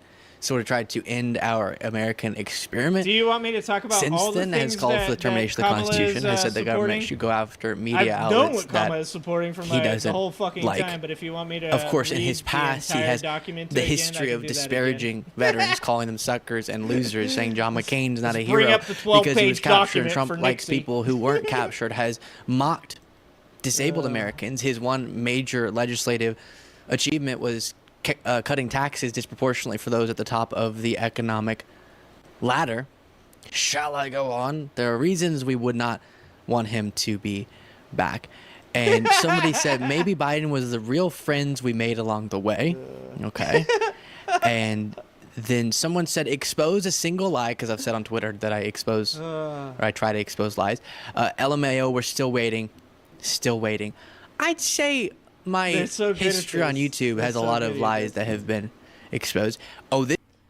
All right, let's talk about what Kamala Harris is running on, since everybody wants to say the same dumb shit that have never watched a single fucking Kamala Harris speech. The same reason these fucking morons think a prosecutor would be a bad speaker. Somebody that literally does it for their entire fucking job for the last 15 years would think that they would be a bad speaker. Like, the shit these people believe doesn't even make sense. So let's talk a little bit about what Kamala Harris does support and what she has been running on. Here we go. So let's talk a little bit about Kamala Harris's policies so far in 2024. And by the way, it's only been 2 weeks. So it's going to get, the list is just going to get longer and longer. We just got started. Kamala Harris is currently running on expanding access to affordable housing, something that I've already talked about a little bit earlier when she talked about opening up the ability for people in the middle class and lower middle class to obtain loans and grants to buy their first home. She's talked about cutting regulations to help to increase the building of houses, to increase up to something like, I think they want to build something like 100 million new homes over the 4 years that she will be in office. Increasing the minimum wage, which we here in California already did, and God, it's nice here. Increasing paid family leave, which is fucking insane that any of you would fight against having paid family leave increased. Let's talk about tax credits for working families. Let's talk about ensuring that super wealthy pay their fair share in the taxes, which, by the way, those things are all linked together because you get to have those social safety nets when you hold the super wealthy to account and make them pay their taxes. She's talked about gun reforms, including a complete ban on assault weapons. She's talked about universal background checks and red flag laws. All of these things. I love all of these things. Okay? She's talked about expanding healthcare access under the ACA, which is something that Joe Biden did, which makes sense that she would continue to do. She's talked about investing in green infrastructure, which again is part of the Inflation Reduction Act and part of the Infrastructure Act, which are both things that Kamala Harris was the deciding vote in the Senate on because she was a tie-breaking vote. Let's talk about the fact that she's talked about strengthening voting rights by pushing through, the John Lewis Act that Donald Trump blocked. Let's talk about the fact that she talked about criminal justice reform, something that she did in California during her time as the Attorney General, and it's something that people from all the way from California to Atlanta have included, and that was her program that allowed non-violent, gun offense felons to go into this program, to go to school, to get jobs, to take parenting classes, to go to rehab, so that way they could come out of all of this, if they completed all of this without ever committing another crime, with the ability to be a productive member of society. The recidivity rate of her program was 10%. The rate that California has as a whole is something like 53%. That's the number of times that a person creates a second crime after their first crime. So 10% of all the people that went through her program, that is across the nation now, was 10%. 1 out of 10 people. The rate that Californian criminals committed a second crime without that program was 1 out of 2. And now people, police departments across the country use her program. So when she talks about reforming criminal justice, she's talking about using programs that help keep people out of prison, instead put them through rehabs and rehabilitation programs, allowing them to continue to be productive members of society, because we all know that people that go to prison don't get better. You can't punish that shit out of people. You have to incentivize it. And you incentivize it by helping people and teaching people that they can be a part of society. What else has she ran on? We ain't done yet, folks. Lowering prescription drug costs. So Joe Biden already started that with the Inflation Reduction Act, which lowered insulin to $35 for the elderly and talked about lowering costs across the board, something that Mark Cuban has done a great job with his platform for. Well, Kamala Harris wants to help that out, and she wants to lower drug costs for everybody in America. Let's talk about some other things that she's talked about. Pushing for consumer protections, something that she did as the Attorney General of California by suing companies like Comcast and getting $58 million from them. Suing companies like Corinthian College for taking advantage of low income and promising that they could put people in jobs that they couldn't for the tune of $1.1 billion. One of the things she did was she sued Chase banks and other banks for the housing collapse, for the predatory loans that they took advantage of low-income families, once again, that couldn't afford the loans they were giving during the 2008 housing collapse. She also talked about reestablishing Roe v. Wade as the law of the land and codifying a women's right to bodily autonomy. She's pushed for going after big corporations and price gouging. Just like you guys just saw not too long ago, Google was held accountable in an antitrust lawsuit by the very people that Republicans are claiming are supporting them and shilling for them. That's right, Joe Biden, who everybody on the right is claiming is in bed with Google, just sued Google and won in an antitrust lawsuit. You can't make this shit up. They're fucking dumb and weird. So she's going to continue that. That's what antitrust is for. It's for breaking up monopolies. People like Meta, people like Apple, people like Google, people like Nvidia, people like Kroger's. All of those people are going to get it from Kamala Harris. Because guess what? She's a prosecutor. Oh, God. She's going to stop landlords from charging unfair rent rates. She's ran on getting a ceasefire deal done with Gaza. And the list will just go on and on and on and on. Thanks for playing, Nixia. Thanks for playing. But you won't admit any of that stuff. You'll just say, she hasn't said anything. Have you listened to her? She's word solid. Because you haven't listened to her. This one knew how to hurt me. I can tell you what Trump's running on. They can't tell you what he's running on. They can't tell you a single policy. July 3rd, they say P-word. July 7th, days later, they're thinking, did he get the message? P-word again. Then someone said, oh my gosh. This is why I don't read the DMs, guys. But we do pull from intelligent, thoughtful people, like most of you watching. Jaden does grab those if they're notable. A person said, progressive, you're a... Should I read this? Get children out of the room, okay? I'm going to have to read this for effect. You're a... Luke is such a good kid. I'm telling you. Like, me and Luke could be Batman and Robin. He's going to have to be Robin, though. I don't want to be Robin, okay? I want to be Batman. I don't even like Batman. I don't know. I want to be Wolverine. Can I be Wolverine? I'm going to be Wolverine. We'll be Wolverine and Robin. That's what we're going to be. Wolverine and Robin. He can pick a different superhero, too, if he wants. But this is why he needs me. Because I am not adverse to saying these words. And this is my favorite, is when they yell the word progressive. They don't even know what the fuck progressive means, but they yell it, progressive! You're a ball-bagged faced little weasel. It's like, I heard you lick Biden's balls. Like, they are the lowest common denominator. Like, when people make the jokes that Trump supporters have 6 brain cells between 4 of them, and all 6 of them are fighting each other to get the fuck out as soon as possible, that is not hyperbole. That's actually going on. In every Trump supporter's brain, there are 2 really sad brain cells that are weak, they are malnourished, and they are desperate. And they are having a knife fight of prison-like proportions as they stab each other shank style, like 37 times each, trying to get the fuck out. Like, they are fighting to be the brain cell that escapes from that brain. I'm not fucking kidding you guys. I've seen it. I've seen some... Quote, ball-bagged face, little weasel.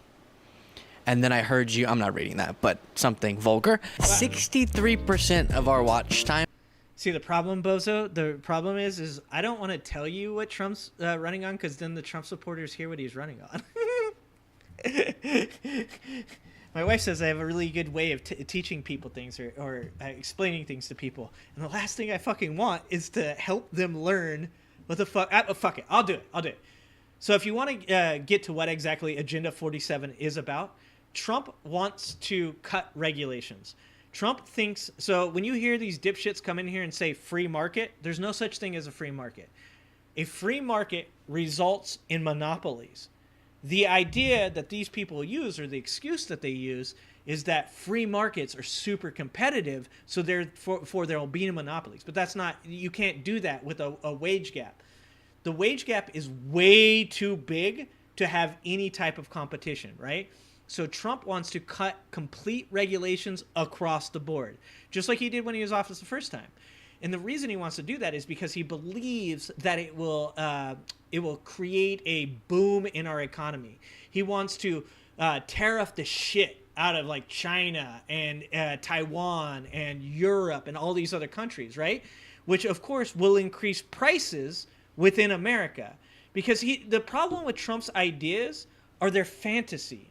You know, I used to say back in the day that Bernie's ideas were fantasy, and I think that a lot of them still are a little pipe dreamish, but they make a ton more sense than Donald Trump's ever will. And I will say this about Donald Trump's policies, the thing he believes: cutting all regulation, allowing shit to go wild, putting tariffs on all the other countries, cutting off trade agreements with anybody that doesn't do exactly what we want. Oh, it's going to look good for a year or two, because you will. You'll get a bunch of money in your pocket. You'll be like, holy fuck, things are going good. And then it starts to crash. Because Donald Trump is the manager that I have dealt with in every single job that I have ever managed. And it's the person that goes, dude, all we have to do is these things. Like, we're going to start making so much money right now. And I'm like, have you thought about where your plans, what it's going to look like 10 years from now? Have you thought, like, by taking advantage of these customers, by gouging all these customers, by putting 100% markup on this item, have you thought about the fact that 10 years from now, when none of those customers are no longer coming in the store, that we're probably going to be cutting labor? We're not going to have the overhead to push forth promotions. We're not going to be able to have 2-3 stores. We're going to have to consolidate down to one store, and it's going to be me and you working, and that's fucking it. Donald Trump is that manager. He doesn't realize, because he's only ran shitty businesses, that he can run into bankruptcy and then use loopholes. You can't bankrupt the country and then use a loophole to get out of it. And Donald Trump doesn't understand that. So his policies currently, the things that he's running on, are that he wants to use Schedule F to completely disassemble. This is actually part of Project 2025 as well, but this is also part of his. So he wants to get rid of the administration wing, which is what he calls the deep state, the administration wing of our government. And he wants to replace them all with people that he hires, get this, through YouTube videos. That's right, YouTube videos. He wants to hire the people that are watching YouTube videos and applying to a website. And he's going to replace people that have 10, 20, 30 years worth of experience. Your uncle, your aunt, your fucking dad, your mom, your sister, your cousin. People that are this close to getting their pensions. He wants to fire all those people en masse and then replace them with Trump loyalists. People that have literally answered questions on a questionnaire to determine whether or not they're Trump loyalists or not. Not because they're good at their jobs. Not because they have experience in the job. Speaking of fucking DEI guys, speaking of this argument that these people hire underqualified people for reasons that have nothing to do with them being good at the job, Donald Trump wants to literally just hire people because they're loyal to him. That's it. So you can only imagine what the fuck is going to happen to the administrative wing, and that's on purpose. They want it to just die. They want the Board of Education to go away. He wants to cut regulations across the board. He openly says it. He runs on it. And that's because, like I said, he doesn't mind if fucking corporations dump chemicals in the river. He doesn't mind if Chicago goes back to a time where one side of each building in the fucking city now is brown because the amount of pollution is so thick that it creates what most of us that grew up during my era know as smog. Something that people even in China are starting to not deal with anymore. Donald Trump would like to take us back to China's early days. Those are the things that he runs on. That's just a couple. I don't want to go into too many of them. But fucking 1,000,000%, they don't know any of that shit. They don't know any of it. They're just like, I'm just pro-Trump because he's just like me. And Trump pro-America, America first. He's going to put tariffs on all them Chinese people. China. When they don't realize, you fucking dipshits, all of you people shop at Walmart. Where do you think Walmart gets the majority of their products from? China. What do you think's going to happen to your cheap fucking dog food? What do you think's going to happen to your cheap utensils and your cheap products that come from China when you put huge tariffs on China? The price goes up. The price goes up. In the last 28 days has come from people who aren't subscribed. Yeah, he wants to if drill all of you who aren't like fucking crazy. Can click that subscribe button. It would make all the difference. I appreciate it. Back to the video. And subscribe to you. Then Subscribe to I Luke wish Beasley. I could smack the something out of, and I'm gonna move this because I need to see Jason. it. I'm gonna I just came up with something, Jason. What do you think, Jason? What up, Jay Will? What do you think, Jason? What do you think the possibilities are that Elon Musk, the reason that he is working with Trump right now and supporting Trump, we all know like the electric battery market. We all know that he's probably looking to cut out competition in America. Speaking of Chinese companies, China's trying to bring cheap electric vehicles into the country, and Elon fucking hates that. I'm also against that. By the way, I'm pro-America. I think you should be buying as much as you can in America, even if it means buying Elon's fucking cars. Actually, there's much better electric cars out there nowadays. Don't buy Elon's cars.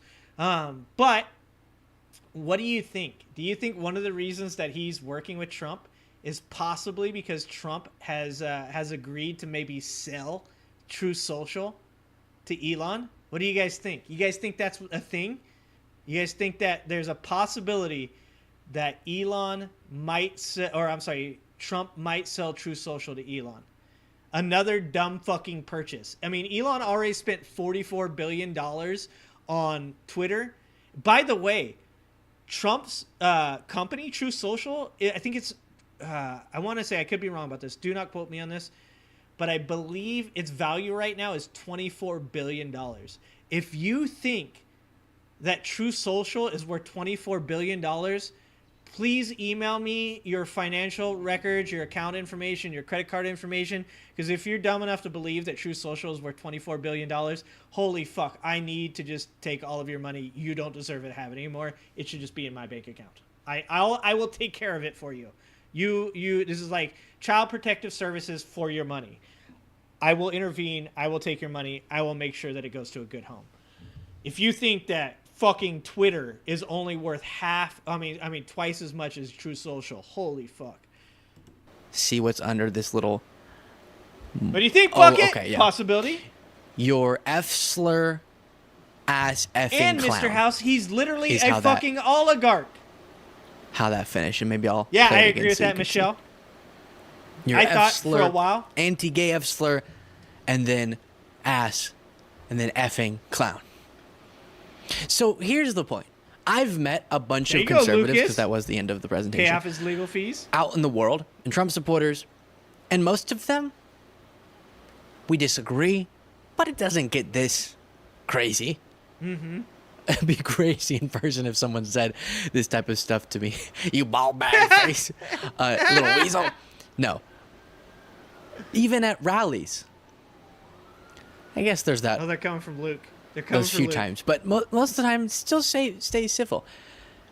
But it's interesting how, and this is not breaking news, but it definitely makes itself present in how people engage with our show. It's fascinating that people feel so brave behind their keyboard, or the type of person that would reach out to say something angry happens to be extra unhinged. And I won't be anything other than fully accurate. I've gotten DMs from people who are right-wingers and say perfectly respectfully, I like to debate, or I disagree with you on that, of course. This was sort of the unhinged examples. But dude, Boeing is sucking so hard. It's very interesting how much the online space, the division and the fury is exacerbated. Exactly, AJ. And that's why I encourage people to have real-world conversations, and why I make such an effort to go into real-world scenarios. Because what have I told you before? Even at these wild Trump rallies where people are saying crazy, crazy things, I still acknowledge our shared humanity, our shared experiences about so many things, and how many of them are acting in good faith, have good hearts, but are so wildly misled and are supporting someone so dangerous. And then some of them have very, very vile values, obviously. But a lot of people are, in my personal life, good people misled. And whenever you have more in-person conversations and don't allow your worldview to be constructed by stuff like this, or to be influenced by it, I think we end up having better, more productive conversations. So I guess that's my takeaway from this.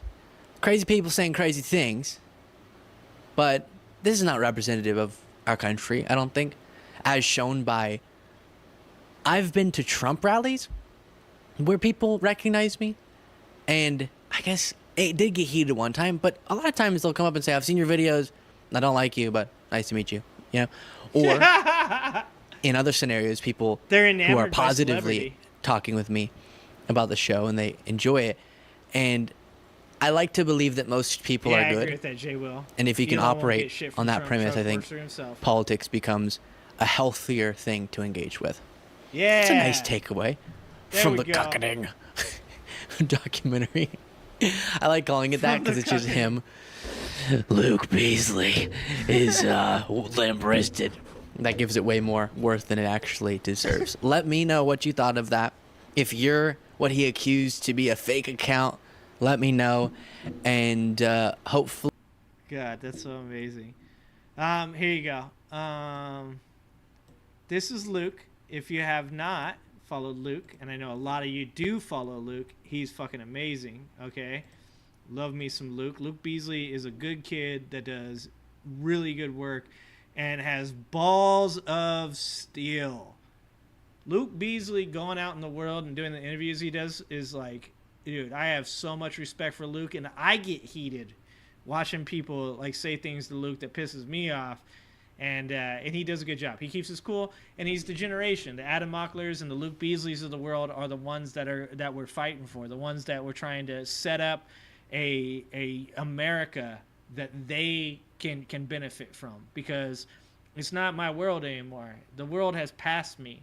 It is a young person's world now, and it is important that as the people that are passing the baton to become the stewards of this world, both socially and the world as in the earth, America as well, like, it's very important to support these people. So please, if you have not supported Luke Beasley, go to his channel, like his channel, subscribe to his channel, and watch his videos. They're all really good. He's a fucking amazing kid.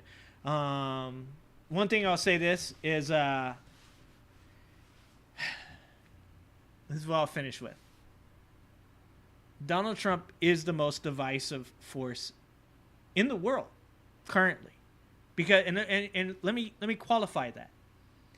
The reason I say that he's the most destructive force in the world, not just in America, is because the MAGA virus has infected people across the globe, and it is a globe, guys. Just so you guys know, in case you had any questions, it's definitely a globe. The MAGA virus has made its way over into the UK, through Europe. It's made its way into Germany. It's made its way into Russia. It's made its way across the world. Brazil, Venezuela, everywhere. He is the most divisive force in the world right now. And you can't really wrap your mind around that unless you start looking at how world events are being affected by people that are extreme alt-right personalities. And then when you start to look at that, you start to realize every one of these people, and to be honest, I've heard people say this before, it all really started with Orban, and Trump is Orban Jr. But as far as like divisiveness and polarization, what Luke Beasley said right here that was really important and something that I want to reiterate is that when I'm out in the world, like, I'm me no matter where you meet me. I'm always like this. I talk a fucking lot. I'm very opinionated. I'm loud. I make a lot of shitty jokes. I say what I speak with my chest. I say what I feel. If you meet me in real life, that's the person you're going to meet. Especially if I've had a couple glasses of tequila, it gets real crazy. But so many people that I meet in real life, they end up being conservative or having MAGA conspiracy opinions and stuff. None of them will talk shit to me the way that they talk on this channel. All of them, when they meet me, nobody from this channel has probably met me, but I know MAGA supporters. I live around MAGA supporters. When they realize that I do not agree with their opinions, because I tell them I don't, they don't talk shit to me. They don't do the things people do on this channel. And it's not because some people believe I'm intimidating, but I don't think it's because I'm intimidating. I think it's because it's not the right thing to do. And when you're off the computer and you're standing there in front of me, you recognize those things. You know that there's etiquette. You know that society is a set of rules and boundaries that we all observe. We sign a social contract, figuratively, to make things work well for everybody. And when I'm out in society, I never encounter people like this because they know better than to do those things. But social media and the internet, but social media specifically, has created a ever-increasing divide, not just between Republicans and Democrats, but just people in general, religious and non-religious, black and white, wealthy and poor. And that's because the type of vitriol and anger and hate that gets spewed on a platform like X is wildly financially incentivized. There is so much money for people to be made. I've said this before on this channel. If I wanted to have 1 million subscribers, I would have went alt-right. If I was a dishonest person, if I was capable of stuffing my own values down under a thin facade of anger, hate, and vitriol, I could be really popular. Straight Facts No Chaser. He could have 1 million followers. Are you kidding me? A black man agreeing with alt-right ideologies? He could have went straight to the fucking top. He could have had hundreds of thousands of followers already. But instead he speaks with his chest. He speaks honestly. And we don't value that enough. We do appreciate it, but we don't value it enough. And there's a difference between the two. We don't know what something is worth sometimes.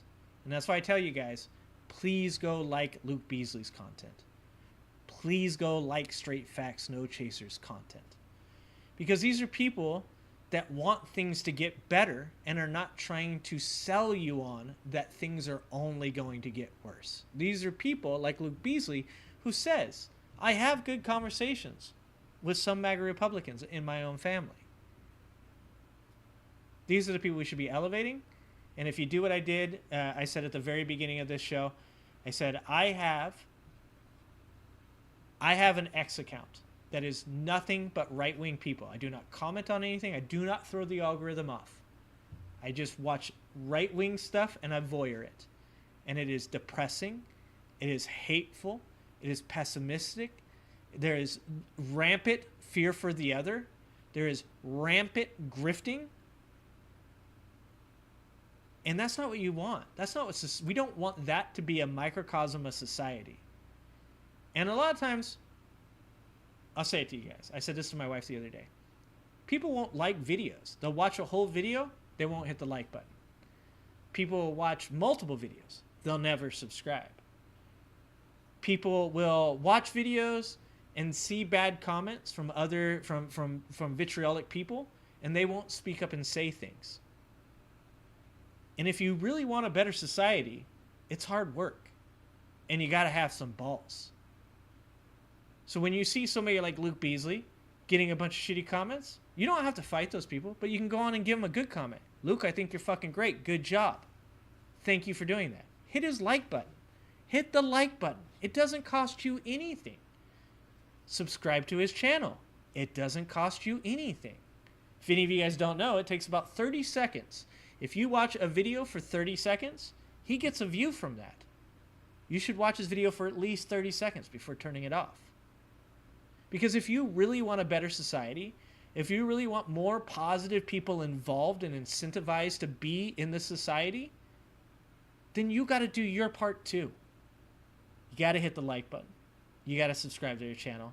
You got to leave a positive, good, motivational comment. And if you're me, you go on there and fight with these motherfuckers and show everybody how dumb they are. And that leads, this is my best segue so far. My best segue so far. And if you have the ability, and I will never ask you to if you don't have the ability. I am not Donald Trump. I am not one of these grifters. But if you have the ability, support us financially. Because I take 3 hours out of my life 3 times a week. I take 3 hours away from my family. It's always after an 8-hour day at work or more to come on here and talk to you guys and hope to make a difference and be a good muckraker and stuff. You can support me and any YouTuber that you like by using super chats to show us your support. You can support me and any other YouTuber you like by joining their channel. Every one of these channels has a button right here on the top right that says join. My channel, it costs 10 cents a day, $3 a month for you to support me and help me be able to buy cameras, mics, spend some time with my family buying some fucking dinner or something like that. Luke has 750,000 people. That doesn't mean he's making a ton of money. We can still help him out. So you can join people's channels to help them. You can usually go to our websites. A lot of us have Patreons. I have Patreon. I don't use it. Don't go there. But I do have a PayPal that you can donate to. And YouTube takes 55% of all the money we make on these channels. 55%. They're a fucking oligarch too. But you can go and you can donate through PayPal. All I'm saying is if you have the ability to, you should support people financially. I go on people's chats and I do super chats and stuff like that. Every once in a while you'll see me in one of these guys' channels. You'll see I drop super chats on people. Tell them how much I appreciate them. Tell them thank you for doing what they're doing. But the best way that you can support all of us, me, Luke, Adam, everybody that is on here, if you do not have the ability to do so financially, is by showing up, being active, liking, subscribing, commenting, and sharing our videos, especially the non-live stream videos. Going to our channels and sharing our non-live stream channel or videos is where we make the majority of money that we do make. I still don't make anything, but I'm working towards it. I have a plan. I'm getting there. I have a plan.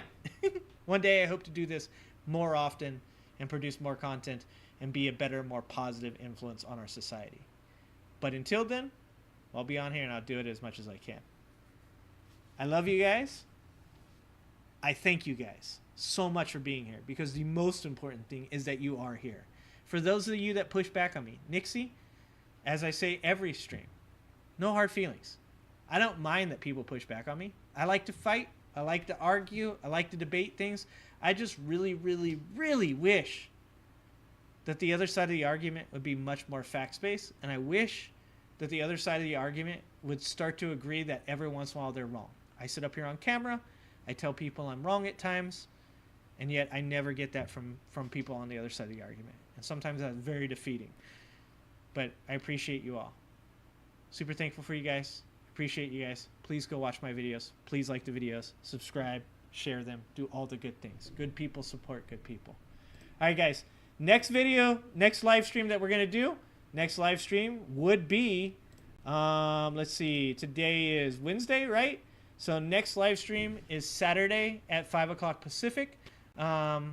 You'll see videos pop up throughout the week. Please like them. Please share them. Please watch more than 30 seconds so that we get a view out of them. Please leave a comment. All right, guys.